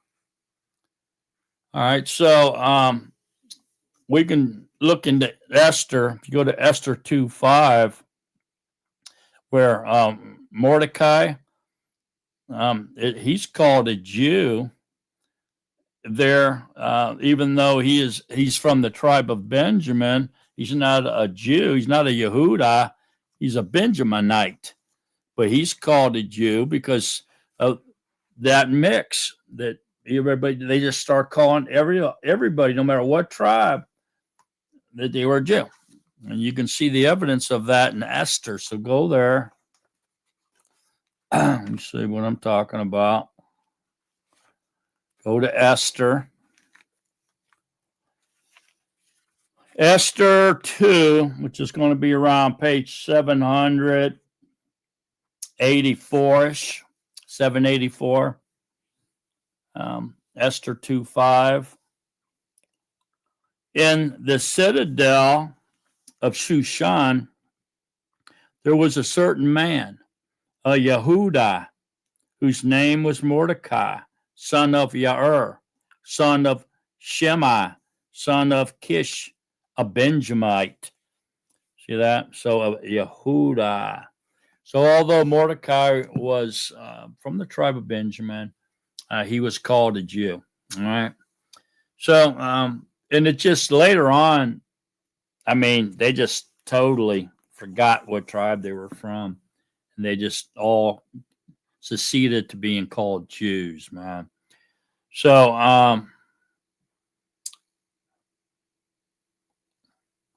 Bethlehem, what I showed you earlier, that shot of Bethlehem is part of Yehuda.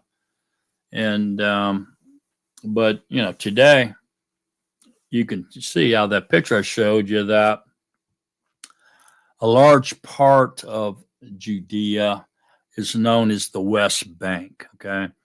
And because it's occupied by Palestinians who are, and they're seeking to make this territory part of their permanent Palestinian state, along with the Gaza Strip area, where that's where they were always from. They never lived way over there.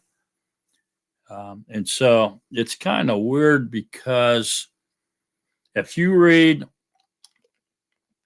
in the Tanakh, the Nazarene writings,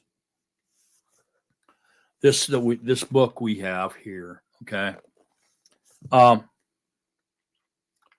it mentions Jerusalem a lot of times. I can't remember now how many, but I'm just going to say way over 400 times, okay? But if you read the Muslim, you know, the Islam religion, the people that follow the Islam religion are called Muslims, okay? If you read the Muslims' scriptures called the Quran, it doesn't mention Jerusalem at all. Not even one time. It doesn't even relate to it at all. It's not in there. But yet they claim it as their territory? No way. They were always over by the Mediterranean Sea. It's where Goliath was. That's where Samson pushed down the pillars in the city hall of the Gaza City, the Philistine territory, and collapsed the roof down on the council of the Philistines after they blinded him and everything. That's where all that happened, man, because that was where they were at. The Canaanites controlled all that other part that the Israelites took it over through war at the direction of the owner of the land, which was Elohim. So it's just sad what's going on, but it's going to be brought to an end for sure. Who is going to bring it to a matter to an end? He says he will. So who is a Jew?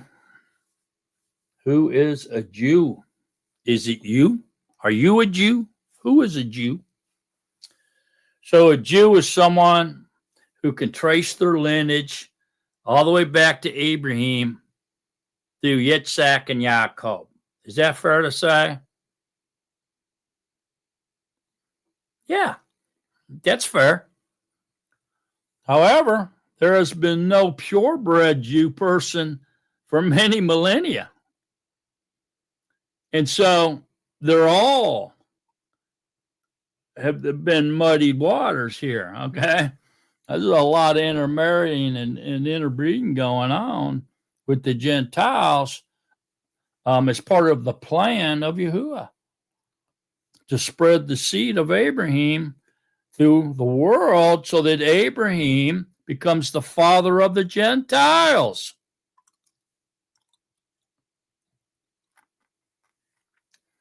Matter of fact, if we can go way back, okay, and see Yahuwah's plan materializing way back, coming into fruition, all the way back to Jacob, Yisrael.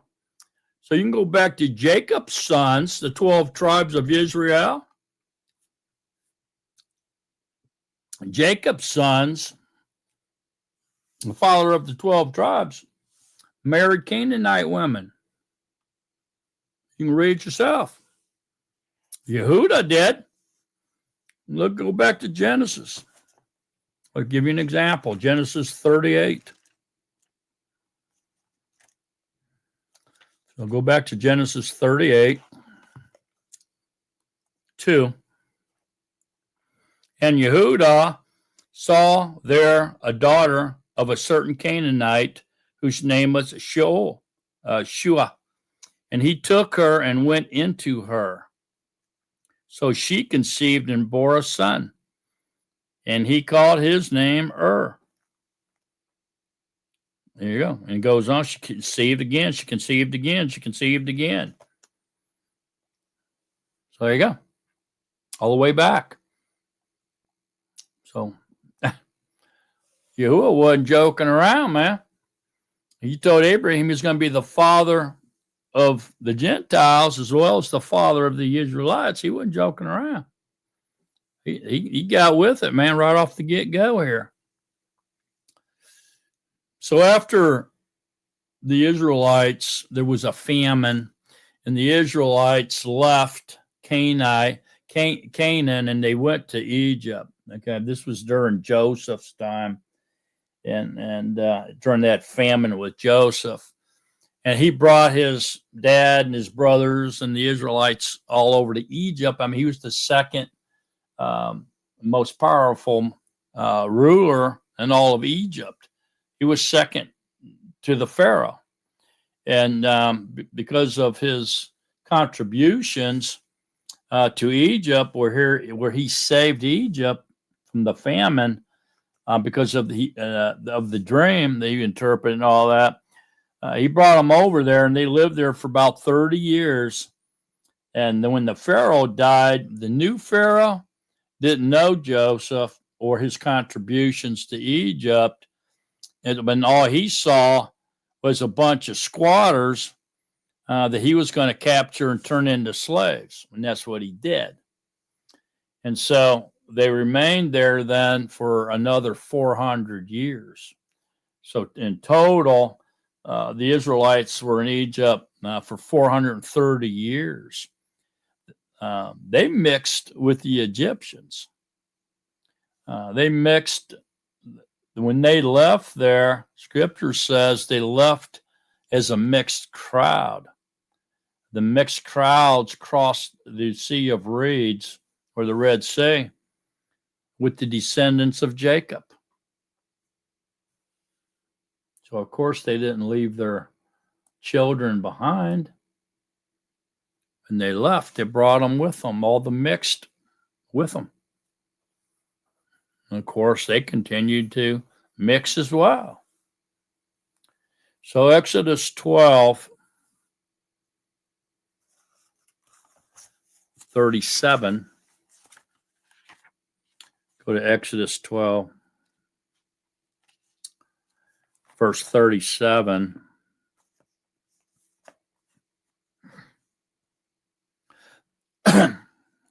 37:38 says, and the children of Israel set out from Ramis to Sukkot, about 600,000 men on foot, besides the little ones.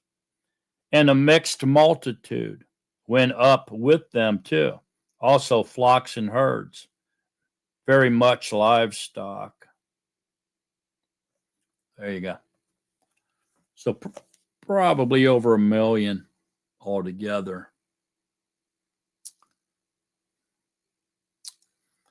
So one can only think then, with so much mixing going on, starting with Jacob. I mean, it didn't take that. Matter of fact,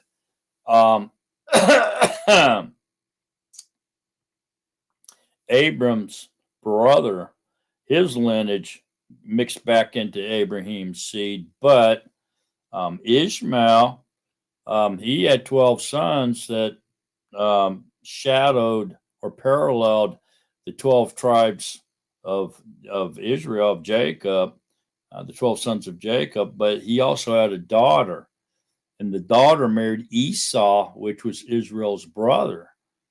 And Esau married a bunch of Gentile wives. And he married those Gentile wives, and he saw that his father Isaac was not pleased with that, and so he went and took a wife from Ishmael's daughter as his wife.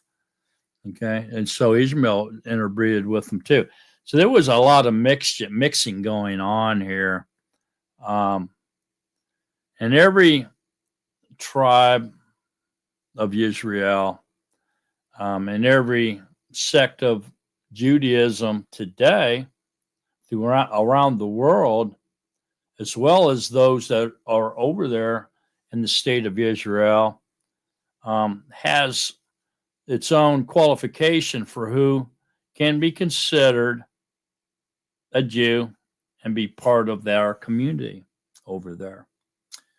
And or wherever their community is throughout the world. And so in scriptures, to be qualified as a Hebrew priest, a Levite, or an Israeli king, or prove tribal affiliation, the lineage of the Jewish person was traced through the line of the father. Period. So we see this in the genealogy that was passed on to us in Genesis, Numbers, Chronicles, wherever, which shows that all the names follow the father. So there's no doubt about it that that's what they did. Even in Matthew chapter 1, it traces the lineage of Yahusha from Abraham through the male line. Even through Joseph, the mother of Mary, his stepfather. That's how prominent it was, practiced back then. But today, in every community, except for the Karaites, which are religious fanatics, but being Jewish and proving it is traced through the mother.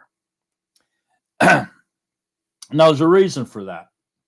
And the decision to shift the Jewish identity from the line of the father to the mother is because of what happened through high rates of intermarriage throughout the world where they were exiled to, and the amount of rapes by foreign men among the Jewish women was staggering, and so they couldn't really prove that the child was from the Jewish man. Okay, and so they decided to do this paradigm shift, if you will, from the father to the mother, because they knew, hey, the baby, it was definitely the Jewish woman's baby, but we can't prove the man. So, who is a Jew today? And so, the answer to that question then obviously depends on who you ask. Now, the state of Israel has their opinions on who they are. The state of Israel, the Orthodox Jews, the conservatives, the Reformed Jews, they all go with the mother. If the Jewish person has belief in Yahusha, then he or she is considered not Jewish as far as the state of Israel goes.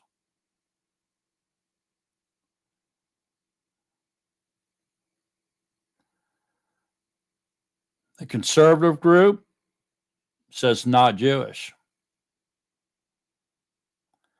If the Reform group says if a child identifies as Jewish, then not Jewish. The strict religious group called the Karaite over there still goes with the father. If they believe in Yahusha, they believe it's apostasy or apostate state, but still sees them as Jewish. The Messianics, they go either way. They say if a person can be called Jewish if it's the mother, through the mother or the father, and if they believe in Yahusha, then they're still Jewish. The Messianics, by the way, all Nazarene are Messianic, but not all Messianic are Nazarene.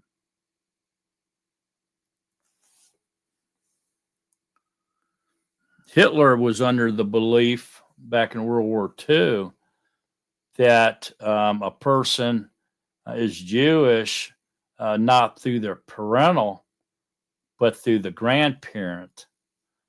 And that's how he decided that. And then if a person believed in Yahusha, it didn't really matter because he still saw them as Jewish as long as their grandparents were Jewish. So it just depends on who you ask then that question, right? Everybody has their own opinion. So even the Messianic Jews, the Jews who believe in Yahusha, are not considered Jewish as far as the state of Israel goes, or even the mainstream religion over there, Orthodox Judaism. They don't consider them to be Jewish either. Some of the rabbis in Israel, which are their teachers of Torah, Scripture says we're not supposed to call anybody rabbi, but they do over there. And they don't listen to Yahusha anyway. They don't believe in Yahusha. But some of their rabbis, the religious teachers, say that if you were born a Jew, you will die a Jew. The Messianic Jews, although they're idolaters in the eyes of the rabbis, they still see them as a Jew, but they consider them to be apostate or idolaters. The Jewish community, for the most part, rejects Messianic Jews as being Jewish over there in the state of Israel. So the Messianic Jews, for instance, are generally not allowed to be buried in Jewish cemeteries in Israel.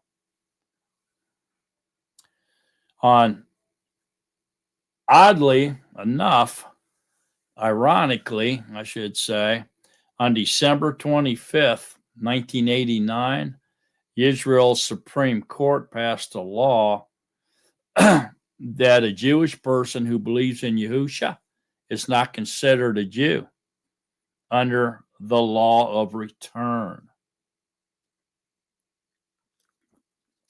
So that makes all the Messianic Jews ineligible to become citizens of Israel under the law of return.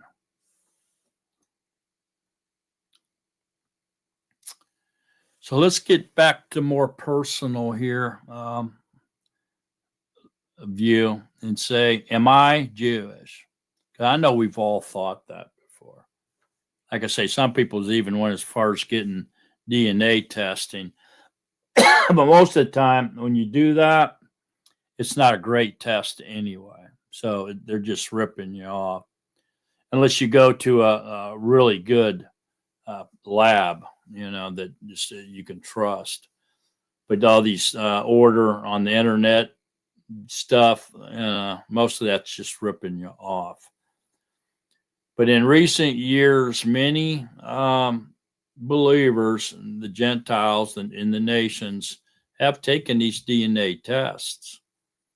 And by doing so, they're secretly hoping to find some Jewish DNA in their bloodline, aren't they? Otherwise, why would they even care? In fact, a specific genetic marker known as the Cohen modal haplotype, which is referred to as CMH, has been identified among men with ancestry dating back to the first high priest, Aaron. That's how accurate they've become now. And believe it or not, they have people over there that's being trained as Levites to carry out the priestly duties. And they have full plans to erect a third temple and resume the priestly duties where they left off in 70 AD. It's an amazing thing. They have everything they need now, all the utilities, all the furniture. They just need to erect the temple, and they even have the priests through these DNA markers.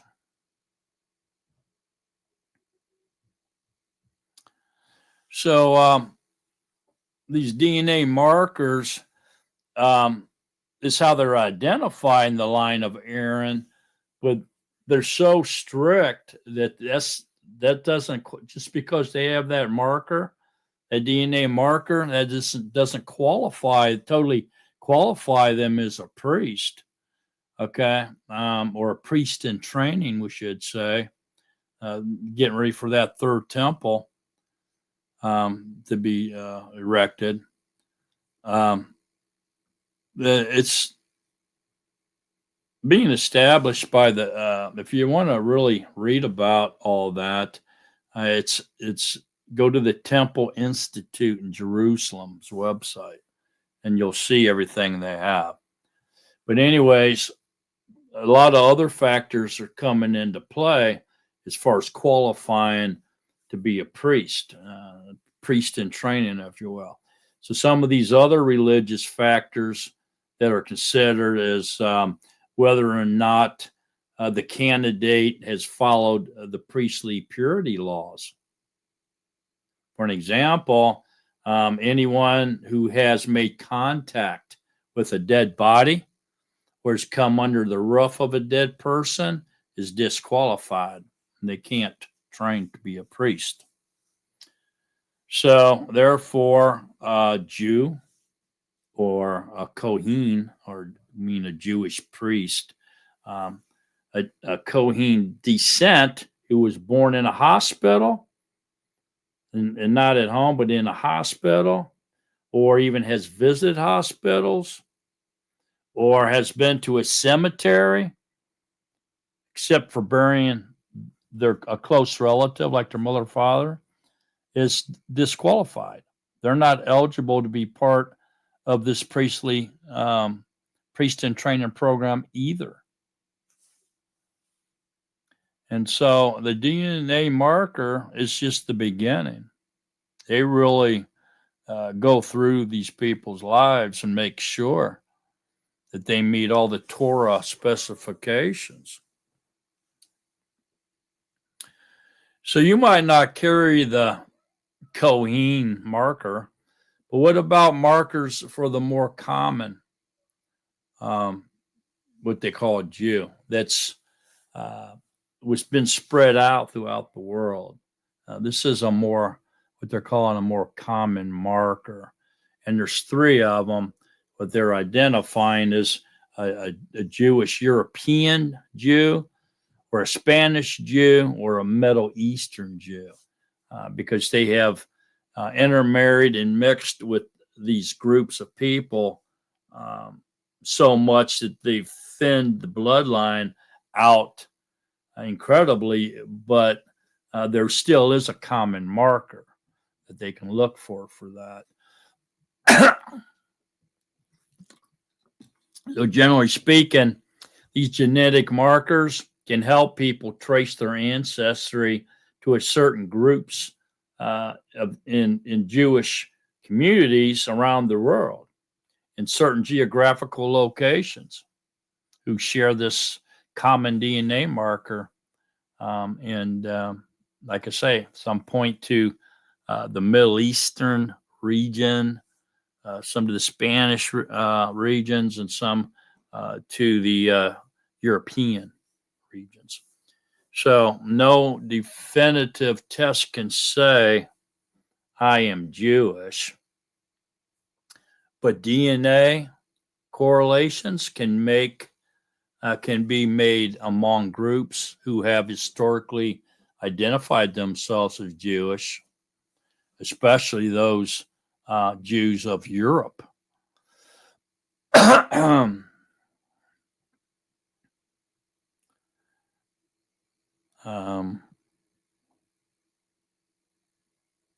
So I guess the question is, in a lot of people's minds, should a Gentile believer in Yahuwah convert to Judaism? Well, today, if a non-Jewish woman formally converts to traditional Judaism, she is considered to be a full Jew, and her children will be Jewish. Some Gentile believers in Yahusha also desire to become recipients of the covenant Elohim made at Sinai with the Israelites. Others want to become Israeli citizens, and they think that they need to convert to Yahudiism to do so, because they won't allow any other religious sect to enter through the law of return. But to officially convert to this Jewish religion called Judaism, Jewish rabbis in the state of Israel will accept a Gentile if the Gentile is of any other religion. They must deny that religion, and especially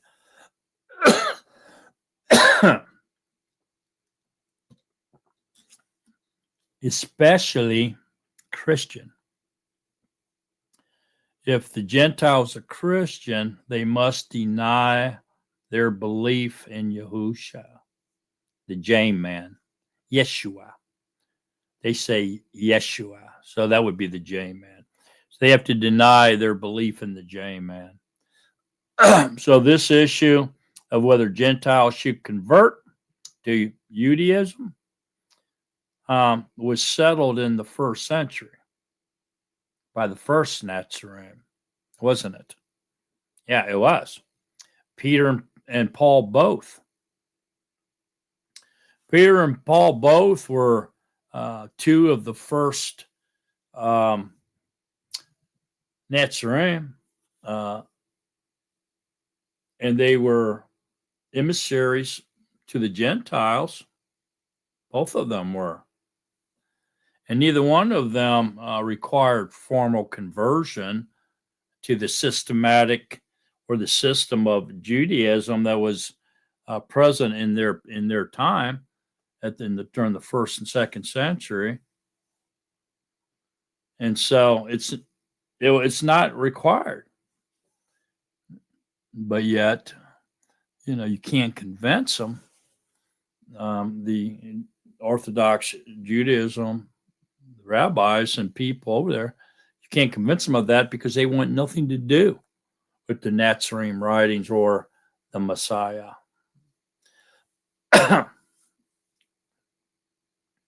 So Paul wrote to the Gentiles in Galatia, which is in modern day Turkey, in the Galatians 5:6, and he said, in Mashiach Yahusha, neither circumcision nor uncircumcision has any value. So that would be Jew or Gentile. The only thing that counts is belief, expressing itself through love. That's what Paul wrote. So not every believer at the time agreed with this view of Paul's or Peter's. So they took it to the Council of Jerusalem. So Jerusalem Council, this confrontation is found in Acts 15. And in verse 5, it says, some of the believers in Yahusha who were raised as Orthodox Jews or Pharisees stood up and said, the Gentiles must be circumcised and required to keep the law of Moses. But Peter reminded them that Elohim had long ago decided to share the covenant that he made with Abraham with Gentiles around the world, so they would believe. And so the spreading of the Besorah into the nations was something that Elohim commanded. So the Gentiles in Antioch, in Turkey, who believed the Besorah or the message, they received the Ruach HaKodesh. They were immersed with the Ruach HaKodesh, just as the first Nazarene did. And when the 120 were in the upper chamber in Jerusalem during Shavuot or Pentecost.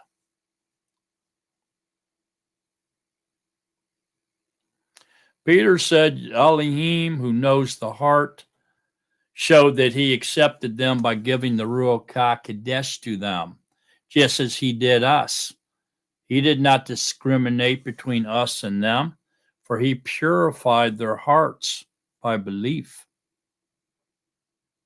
And speaking to the Pharisee believers, Peter said, now then, why do you try to test Yahuwah by putting on the necks of the Gentiles, which would have been non-Yahudim, a yoke that neither we nor our ancestors have been able to bear? No, we believe it is through the favor of Yahushua HaMashiach that we are delivered, just as they are. So, even Yahusha's half-brother, Yaakov, who they replaced his name and put in James to honor King James when they compiled the KJV, the half-brother of Yahusha, James, declared in verses 19 and 20 that it was his judgment, therefore, that we should not make it difficult for the Gentiles, for the nations who are turning to Elohim. Instead, they should abstain from food polluted by idols, from sexual immorality, from the meat of strangled animals, and from blood, from drinking blood. Okay, and so what this was, it wasn't saying that they didn't have to learn about the knowledge of Yahuwah or learn the Torah and be obedient to Yahuwah's commands. They were saying that they would had to stop practicing their pagan religions and rituals, is what he was saying here. So the pagans outside of Israel were sacrificing meat to idols and then eating it. Okay. They had sexual immorality going on in many different ways. But in this sense, they were talking about stay away from the pagan temples of Zeus because they had temple prostitutes in there, and the people would pay tithes to Zeus and his temple, and for their devotion, for their tithing, the temple prostitutes would have sex with them in exchange for their tithes. And then, so they said, stop doing that. And then from the meat of strangled animals, this was a pagan ritual. What they would do, they would strangle the animals and then eat them. Okay. And from blood, from drinking blood, they were drinking the blood of animals. So they would cut the throat or the jugular of an animal, and they'd fill up a glass and they would drink the blood. Can you imagine that? The blood coming all down the corners of their mouth, down on their chest, down their beard. Looked like a vampire or something doing that. So this is what the decision at the Jerusalem Council was, man. It was saying that, just stop practicing your pagan religions and rituals. Start going to the synagogues and listen to the word of Yahuwah proclaimed. Learn about Yahuwah. That's all you need to do. Because he knew that if they did that they would start learning the secrets of Yahuwah, the knowledge of Yahuwah, and they would start doing what they were supposed to do anyway. It's just a natural thing. Once you understand what he requires, it's just natural to do it because it's in your brain. It's in your DNA to do it, really. So these Gentiles were not supposed to convert to Judaism, okay? But they were required to learn the knowledge of Yahuwah so that they could identify the one true living Elohim versus other pagan gods that they had, hundreds of them.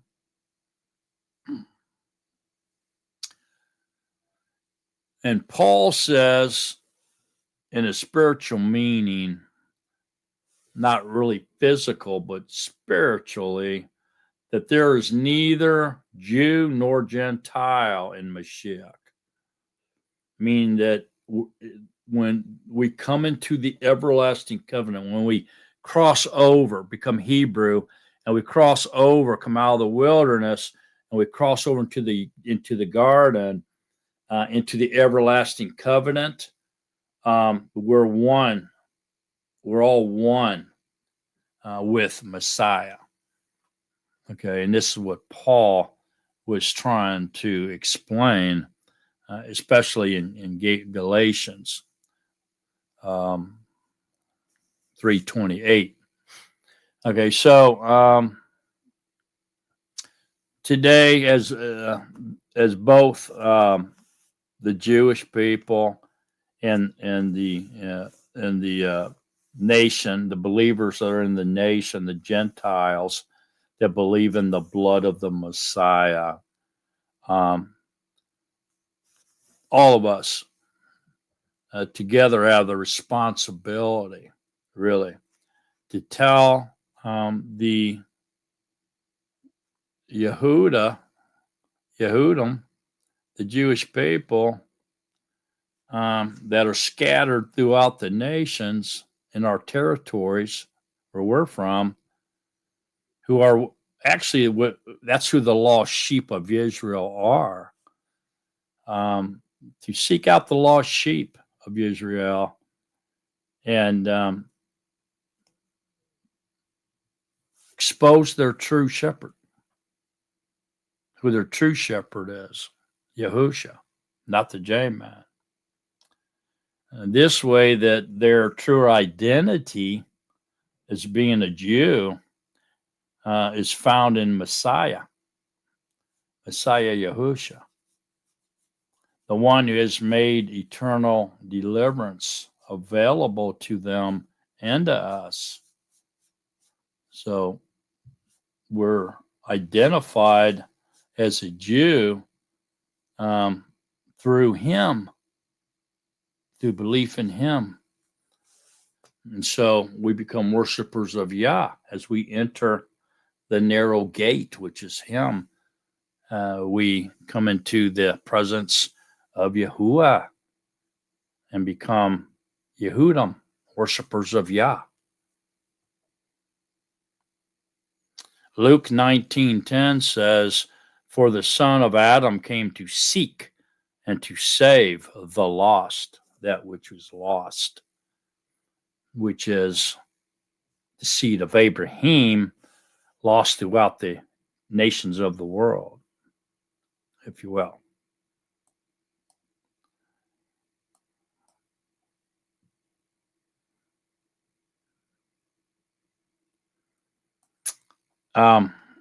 Okay, so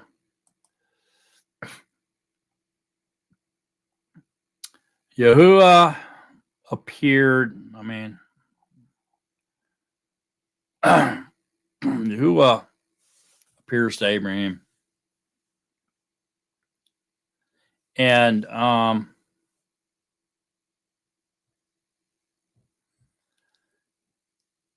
Abraham, through his belief and trust in Yahuwah's words,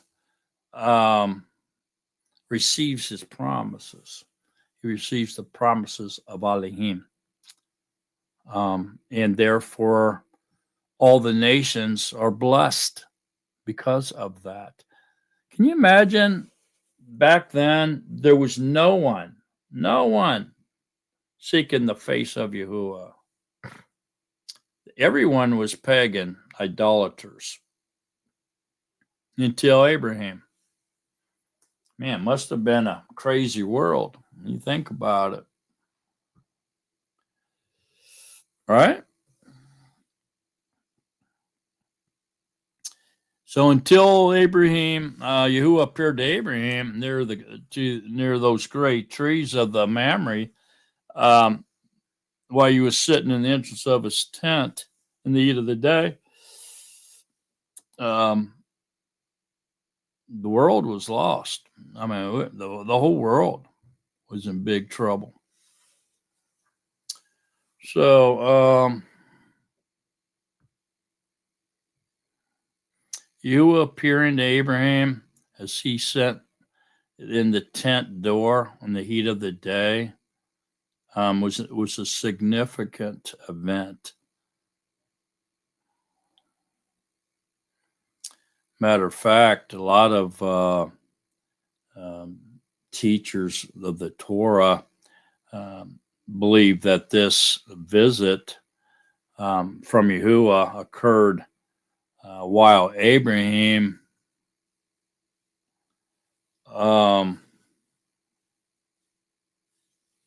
contemplated after his circumcision at 99 years old. And so that's why he was doing what he was doing after he circumcised himself. And he was 99 years old, right? So Abraham found delight in offering hospitality towards these strangers. And even though he didn't know who they were, he gave them the best he had. And so the word of Yahuwah promises that as we give, so shall it be given unto us in good measure. All right. So when we bless others, we plant seeds of blessing that will return into our own lives. Why? Because these people, when you bless them, they usually go down on their knees and pray to Yahuwah and give thanks to Yahuwah for the blessing, and then they thank him for you. And they generally ask Yahuwah to bless you even more. And scripture says, those who bless you will be blessed, and those who curse you, will be cursed. So if it happens to be the seed of Abraham, then you'll be blessed because of that statement. So Proverbs 11:25 says, a generous person will prosper.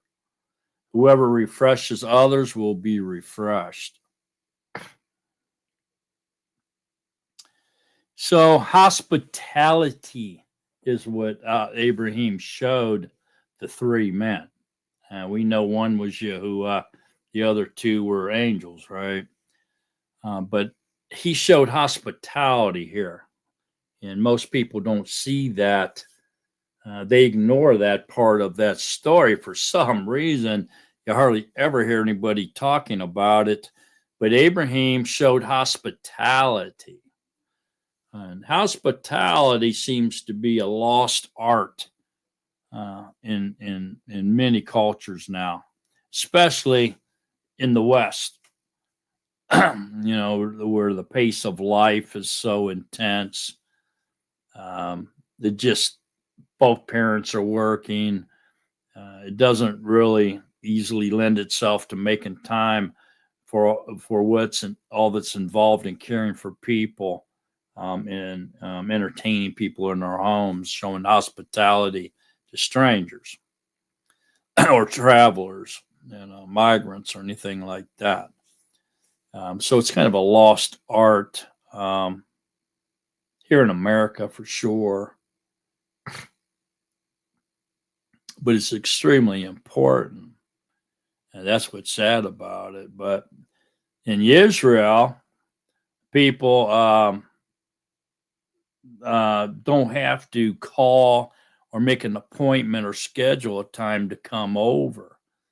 Here in this country, it used to be, I can remember when I was a kid, a child, that people would drop off, especially a relative, would just drop over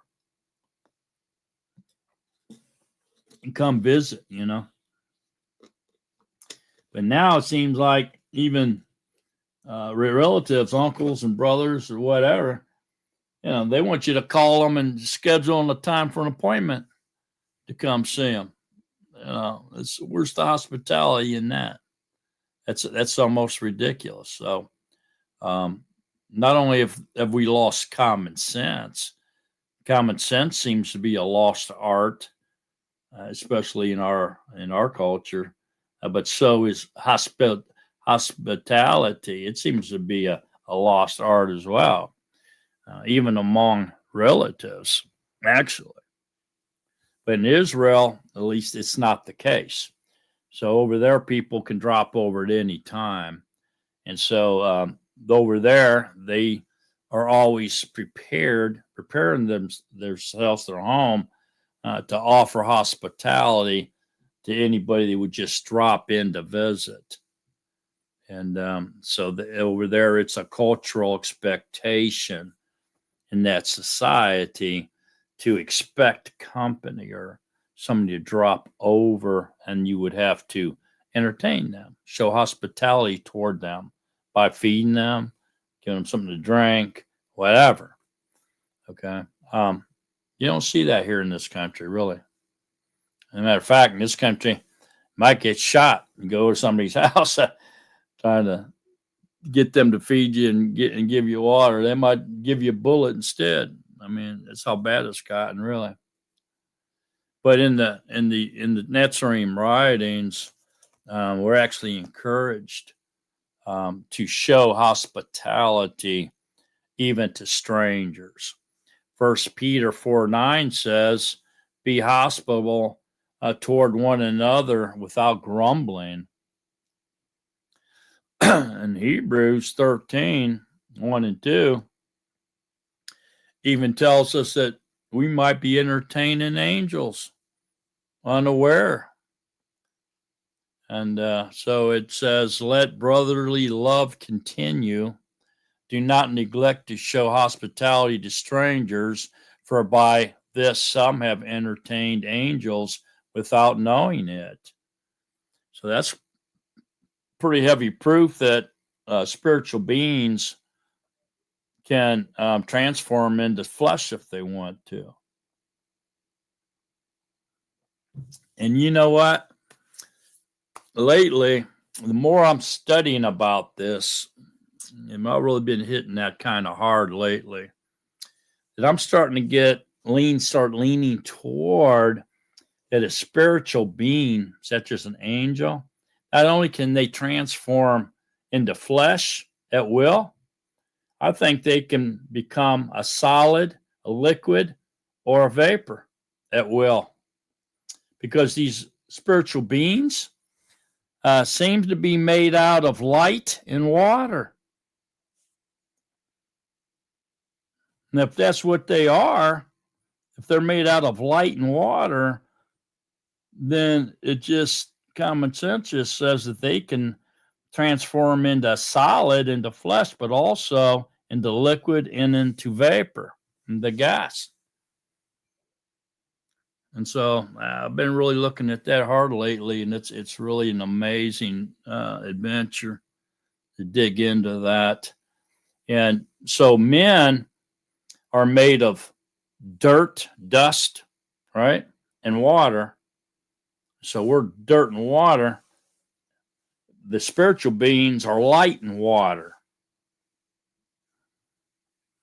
So it's just wild, really. But in fact, these three men, going back to those three men that Abraham entertained, showed hospitality to, two of them were angels, one was Yahuwah, right?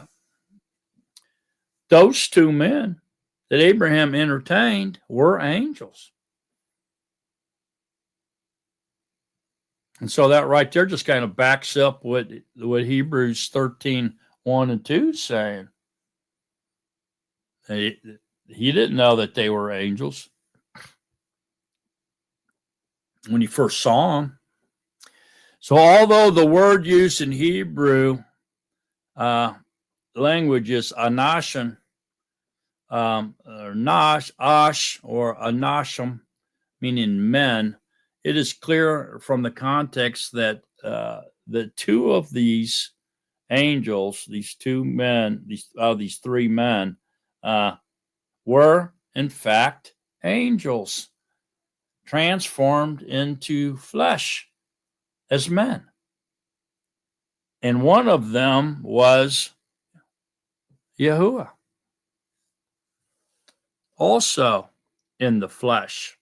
So does that mean that Yahuwah was totally contained within that fleshly body, that transformed body of flesh, and gave up his omnipotence and his omnipotence? No way. He still had to sustain all of creation. The universe and everything that's in it is sustained by him. And so he remained the perimeter of existence, the perimeter of life, and everything's inside of him. But yet he was inside this fleshly body, which was transformed from his spiritual body, which is made up of light and water, just like those angels' bodies are, but they have the power to transform into flesh, and the dirt and water become a solid at will.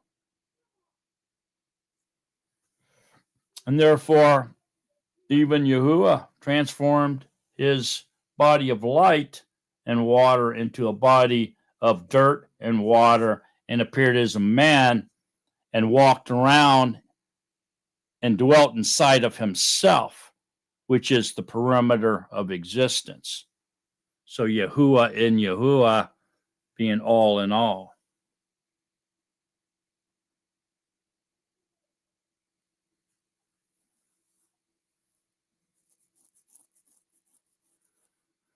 So one thing that I saw some people conversing about earlier this week too was the dietary laws. Yeah, you see that come up once in a while, and it's Genesis 18:8 says that when Abraham showed this hospitality to these three men, he was really joyful about it. He really was enjoying serving them and showing them hospitality. Right? He was getting a lot of joy out of it, and so Abraham brought these men curds and milk and a calf that had been prepared, and set these before the men. And while the men ate, he stood near them under the tree as they were eating and drinking curds, milk, and a calf. And so the food that Abraham had told Sarah to prepare, and she did, was bread, curd, milk, and a calf.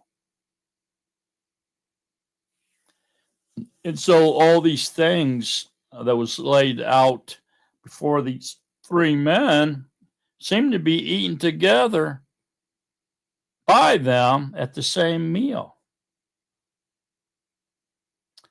And so we have these dietary laws that people seem to want to add to, like they do everything else. They love to add to the Ten Commandments. They love to add to the mitzvah. They want to add to everything. Their input, like they are not happy with what Yahuwah says. They want to put their input and their 2 cents in there, right? So today, you hear a lot of people when they start talking about these dietary laws, they love to point to Deuteronomy 14:21. And these Orthodox traditions, if you will, say that dairy products and meat products must remain separated. And they're getting this from Deuteronomy 14:21, where it says, "Do not cook a young goat in its mother's milk." So they take this as a total separation of meat products and dairy products. And so, number one, I take this straight, man, as it says it. I don't add nothing to it or take nothing away from it. You're not to cook a young goat, which I wouldn't eat anyway, in its mother's milk. So you would have to milk the mother, okay, and then kill the baby goat and cook the goat in the mother's milk to violate that Torah. Okay, that Torah there. So going back to what Abraham and Sarah prepared, there was bread, curd, milk, and a calf.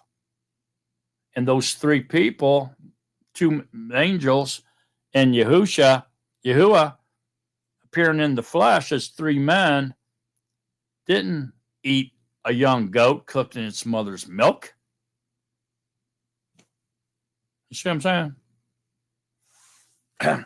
That's how people add. So this separation of dairy and meat products, man, is nothing more than extra add-on things that from men that's become scriptural tradition rather than Torah. And the ones that go crazy over this, mostly the Orthodox Jews, okay, follow as this is a way. They follow this as though Yahuwah himself told them to separate dairy and meat, right? But as a way of preventing this, the actual commandment in Deuteronomy 14:21 from being broken, in their opinion, they just totally separate dairy and meat products to the point where it's almost ridiculous. So, in other words, if you go to like a kosher restaurant anywhere around the world, especially in Israel, but anywhere really, and you'll find that the meat and milk products are strictly separated. They won't even serve them to you at the same time. You can't get them to even serve them to you. So they're so strictly separated to the point that most of these Jewish restaurants around the world and in Israel won't even carry dairy products whatsoever if they serve meat. And if they serve meat, they won't carry any dairy products whatsoever, just so that you can't even ask for it. So that's how religiously minded they are. And it's just tradition, because it sure ain't scriptural. Torah, there's no Torah that forbids that. I mean, we just read that Abraham and Sarah served these two angels and Yahuwah himself meat and milk and curd together, and they ate it.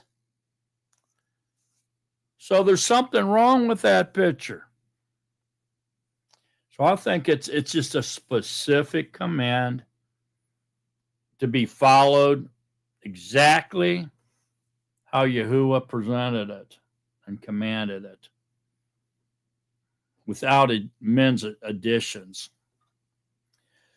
So the separation of milk or dairy products and meat is only one of hundreds of extra add-ons that have become scriptural traditions, or man-made rules, if you will, that many Jews and even converted Gentiles think they must obey, because they've been taught that by teachers.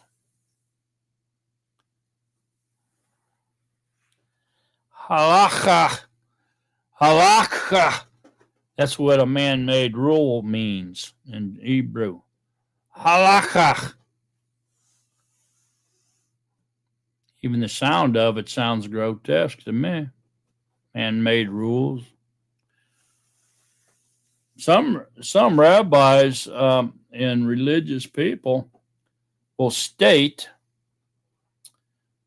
and it depends on who you're talking to, because they all have their own opinion, of course, that Abraham waited. They'll say that Abraham waited 4 hours. Some say 2 hours, and some say half hour between the eating of the meat and the drinking of the milk. And so therefore he didn't violate the Torah. But where does it say that in Scripture? Scripture's silent on that point. There's nothing in Scripture that says that Abraham waited to serve them segments of time, 4 hours, 2 hours, 30 minutes, whatever, between serving them the milk and the meat.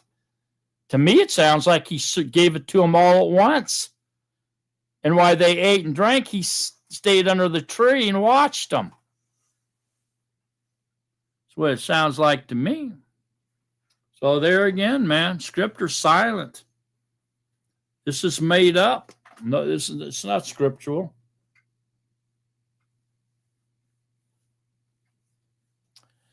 Yahusha himself, when he walked in the dust, he taught heavily against following men's traditions. especially those that contradicted the word of Yahuwah or would cause us to disobey the words of Yahuwah and cling to our traditions. He was very, very strict on that.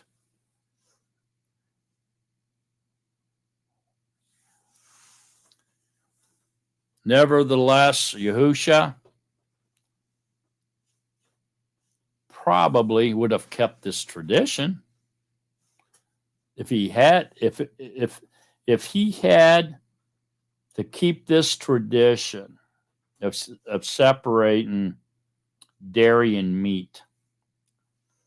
It would have been because he did not want to present or perceive that he was contradicting the word of Elohim. In other words, in front of people who followed this tradition and attached it to Scripture, to Yahuwah's commands, he would have followed their tradition so not to make them stumble.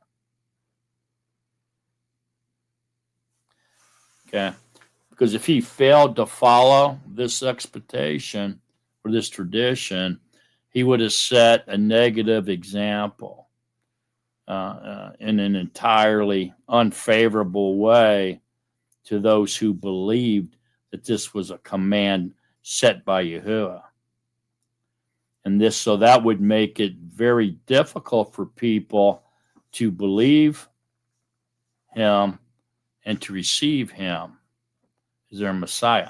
I mean, it was bad enough. And so, even though I'm saying that I don't see where there's a problem eating dairy products and meat products together, if there's somebody who thinks that that's the way it is, then I ain't going to do it in front of them because I don't want to cause them to stumble. Okay, and this is what I'm saying. Why Yahusha, even though he was so strict about not following men's traditions, that in front of people that believed that that was a command of Yahuwah, he probably would have kept that tradition. That's all I'm saying. All right. So,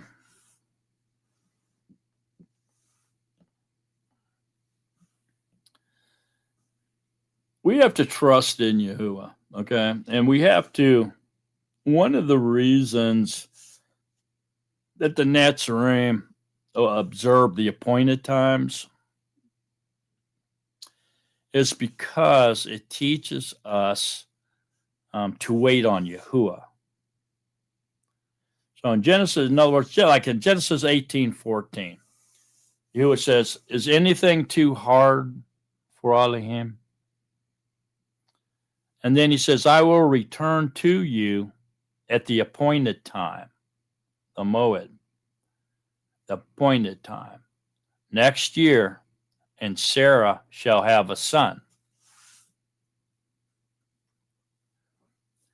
So these appointed times that we wait on every year to come teaches us to wait on Yahuwah and Yahuwah's for Yahuwah to fulfill his promises, which he will do if we wait on him. If we jump the gun, the same thing's going to happen to us as happened to Abraham when Ishmael came along and became a burden on the back of the 12 tribes of Israel. Is 12 tribes of Ishmael riding on their backs. Heavy burden on each tribe. That's why there's 12 sons of Jacob and 12 sons of Ishmael. Abraham didn't wait on the promises to be fulfilled or Yahuwah's appointed times. He took matters in his own hands. He became impatient and therefore didn't trust into Yahuwah or didn't want to wait on him. Too impatient, right? So after sharing this meal together with Abraham, um, the messenger made an outrageous promise, okay, to both him and Sarah, saying that next year at the appointed time, you will have a son. Okay, so the word moed in Hebrew, moedim is plural, moed or appointed time, or moedim is plural, the plural form, is used mainly to describe Yahuwah's appointed festivals, if you will, his appointed um, uh, times of the Passover and Shabboth and trumpets and all that. Okay, so the Moed is used to describe the appointed festivals and the remembrance times of those Moedim that have been fulfilled already by Yahusha and that are listed in Leviticus 23. So in English speaking terms, these times are loosely translated as feasts of Lord. Okay. But again, this is a poor translation of the Hebrew language, since one of these festivals is actually a fast. It cannot be a feast. So actually, there's 3 feasts. The rest of them are not. They're all festivals. And I know people point at festival and say, look, it says festival, which means feast. That's where we get feast from. But it's more of a celebration, a gathering, a celebration, a rehearsal, this type of thing. Okay. But the feasts, there's only 3 feasts, and they're the pilgrimage feasts. The one's the Passover lamb at Passover, and then Shabuath, and then Shabboth, and then the festival of tabernacles. Okay, those are the feasts. So the Moedim are special times appointed by Yahuwah, special times that Yahuwah has chosen, appointed for a specific purpose. In this case, with Abraham and Sarah, the purpose was to fulfill Yahuwah's promise to give Abraham and Sarah a son. And Sarah's initial reaction to Yahuwah's promise was to laugh to herself, because she was well beyond childbearing age, and so was Abraham. They were both old, 80s and 90s, almost 100. But to this laughter, Yahuwah responds, is anything too hard for Elohim? Wow.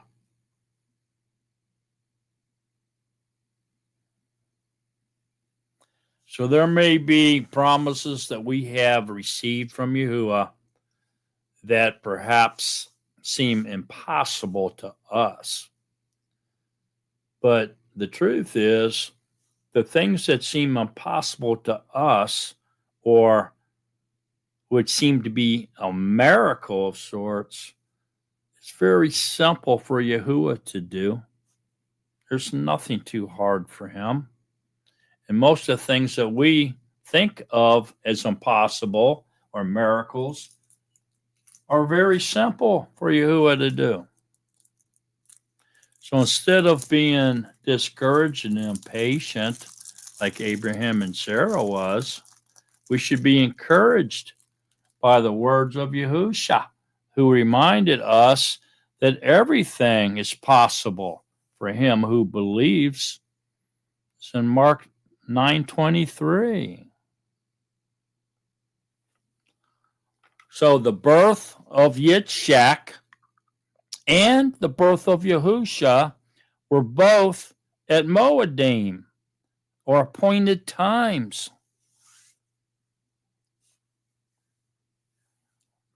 In the Brit Chadasha, we see another important Moed, or set time or appointed time.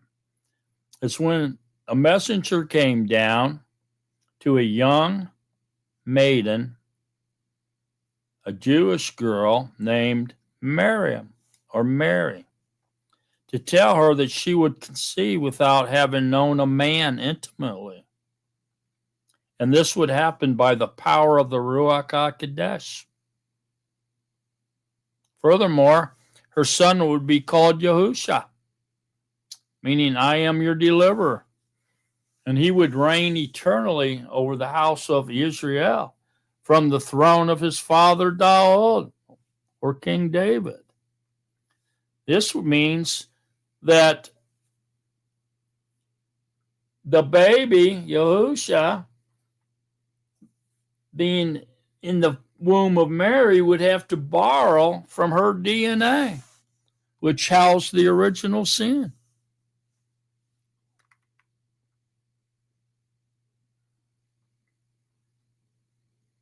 While this may seem outside the realm of possibilities, outside of our perceived reality, the angel told Mary that nothing will be impossible with Elohim.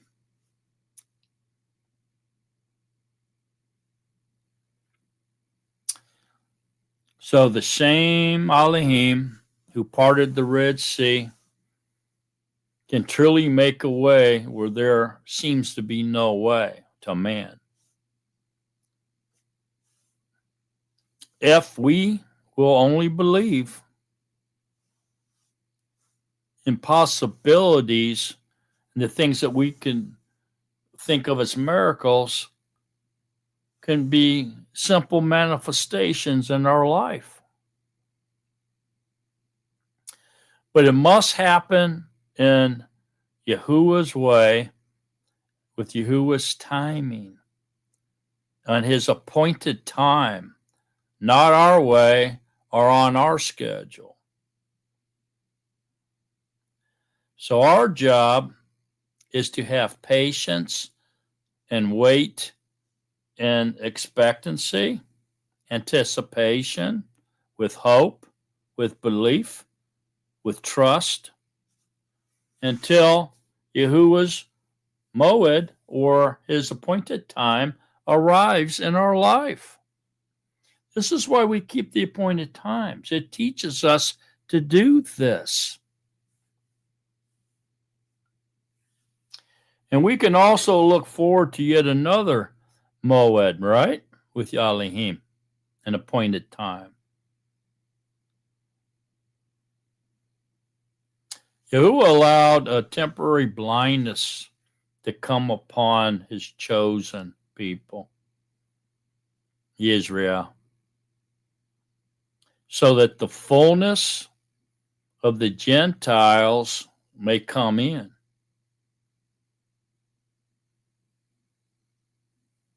And then he will remove the blindness from his chosen people. Then all Yesharah will be delivered. This is a powerful appointed time. And we need to have patience, because the patience of Elohim is the deliverance of our brothers.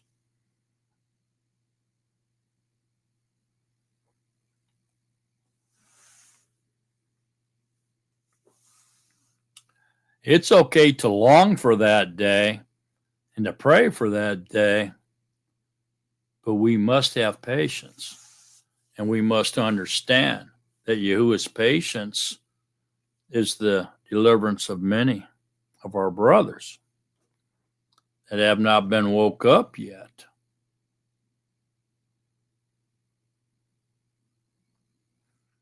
So later on, we read in scriptures that Sarah does give birth to a son, with Abraham being the father. It was now 100 years old at the set apart time, or the appointed time, or the moed of Elohim that Elohim had spoken of. And so it's in Genesis 21, 1 through 3. You see that she did give birth, and Abraham's 100 years old at this point. So Abraham names him Yitzhak, or Isaac, which means laughter. For Sarah said, Elohim has brought me laughter, and everyone who hears about this will laugh with me. Who would have said to Abraham that Sarah would nurse children? Yet I have borne him a son in his old age of 100 years. Probably put Sarah about 90 years old. I can't remember, 85, 90. Well past her childbearing years.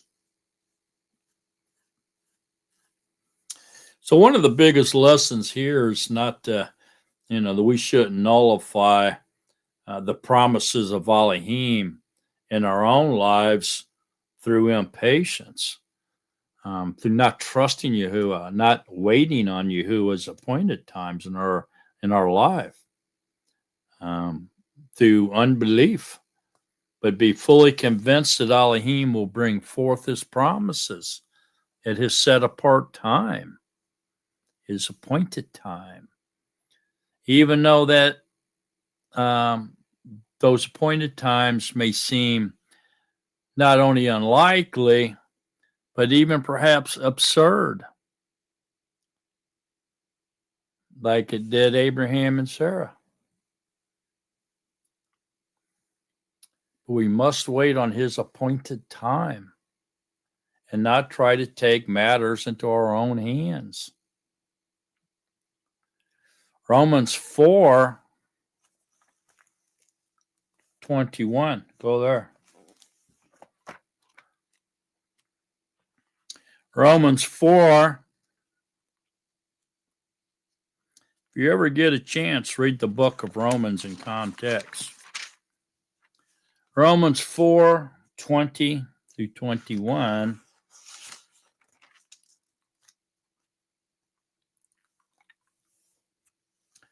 Let's back up to 19. Let's go Romans 4:19 through 21. And not having grown weak in belief, he did not consider his own body already dead, being about 100 years old, and the deadness of Sarah's womb. He did not hesitate about the promise of Yahuwah through unbelief, but was strengthened in belief, given esteem to Yahuwah, and being completely persuaded that what he had promised, he would also be able to do. Hallelujah. So there we go. So I guess now when we get asked, are you a Jew? I suppose we'll have the correct answer, right?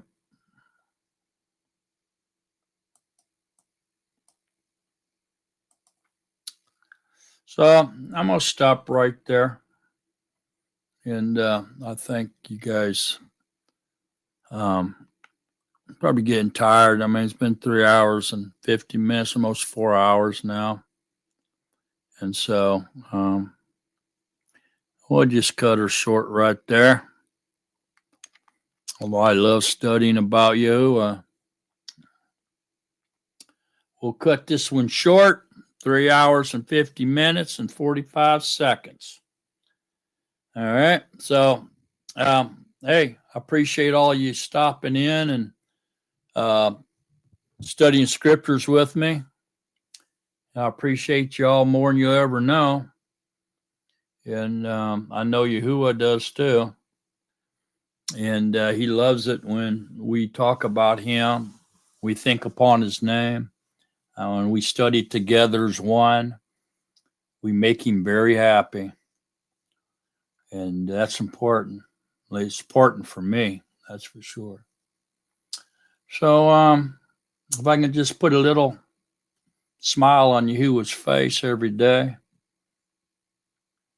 man, that's my intentions. That's what I want to do.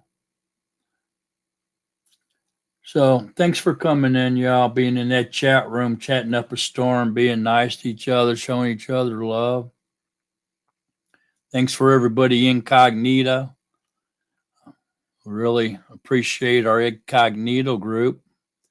Y'all are here every week, and wouldn't be the same without you. Same with all you in the chat room. Wouldn't be the same without you. So don't miss any studies. We don't get together that often. You know, once a week, twice a week's all we got for Yahuwah. I'd like to give Yahuwah every day, 4 or 5 hours every day. So I hope y'all are doing that. I hope you're extending your time spent with Yahuwah and studying and getting to know Yahuwah better beyond the time we spend together. I hope we all are doing that. But all right, well, you know, I'm going to get off of here, and don't forget about tomorrow. We have what we call the Nazarene Assembly. Scripture study group, and we study scriptures together for most of the day, most of the Shabbat. Keeps us obedient to Yahuwah, right? It helps us remember Yom Shabbat by being together and studying scripture. Put everything else aside, all our indifferences, you know, the side influences, just put all that away. And just be as one, loving and studying about Yahuwah and loving each other. That's really all what it's all about tomorrow, you know. And I know there's a lot of factions out there that try to pull people away and mislead them and try to teach you that how flat you just want to talk about how flat the world is. How flat can it be, man? It's about flat as this piece of paper. Can it be? Is it that flat? Is it square? Is it a rectangle? Yeah, all kinds of stuff. And, you know, when a day starts, how to count the Shabbat, you know, how to watch for this silver moon, little crescent moon, all kinds of things to try to divide people. And that's not what our Nazarene Assembly Scripture Study Group is. And I don't ever want it to be that. We put all those differences aside and just come together as a loving mishpachah and Mashiach for Yahuwah. Do it for Yahuwah. Be one for Yahuwah. Make him happy. Crack a smile on his face. Unity doesn't make him happy. I mean, division doesn't make him happy. Unity does. Okay.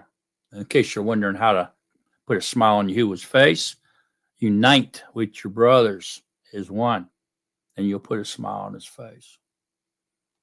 All right. So, anyways, we're right here on this same channel, Sparking You is Yah, 3 words. Same channel, same location, different time.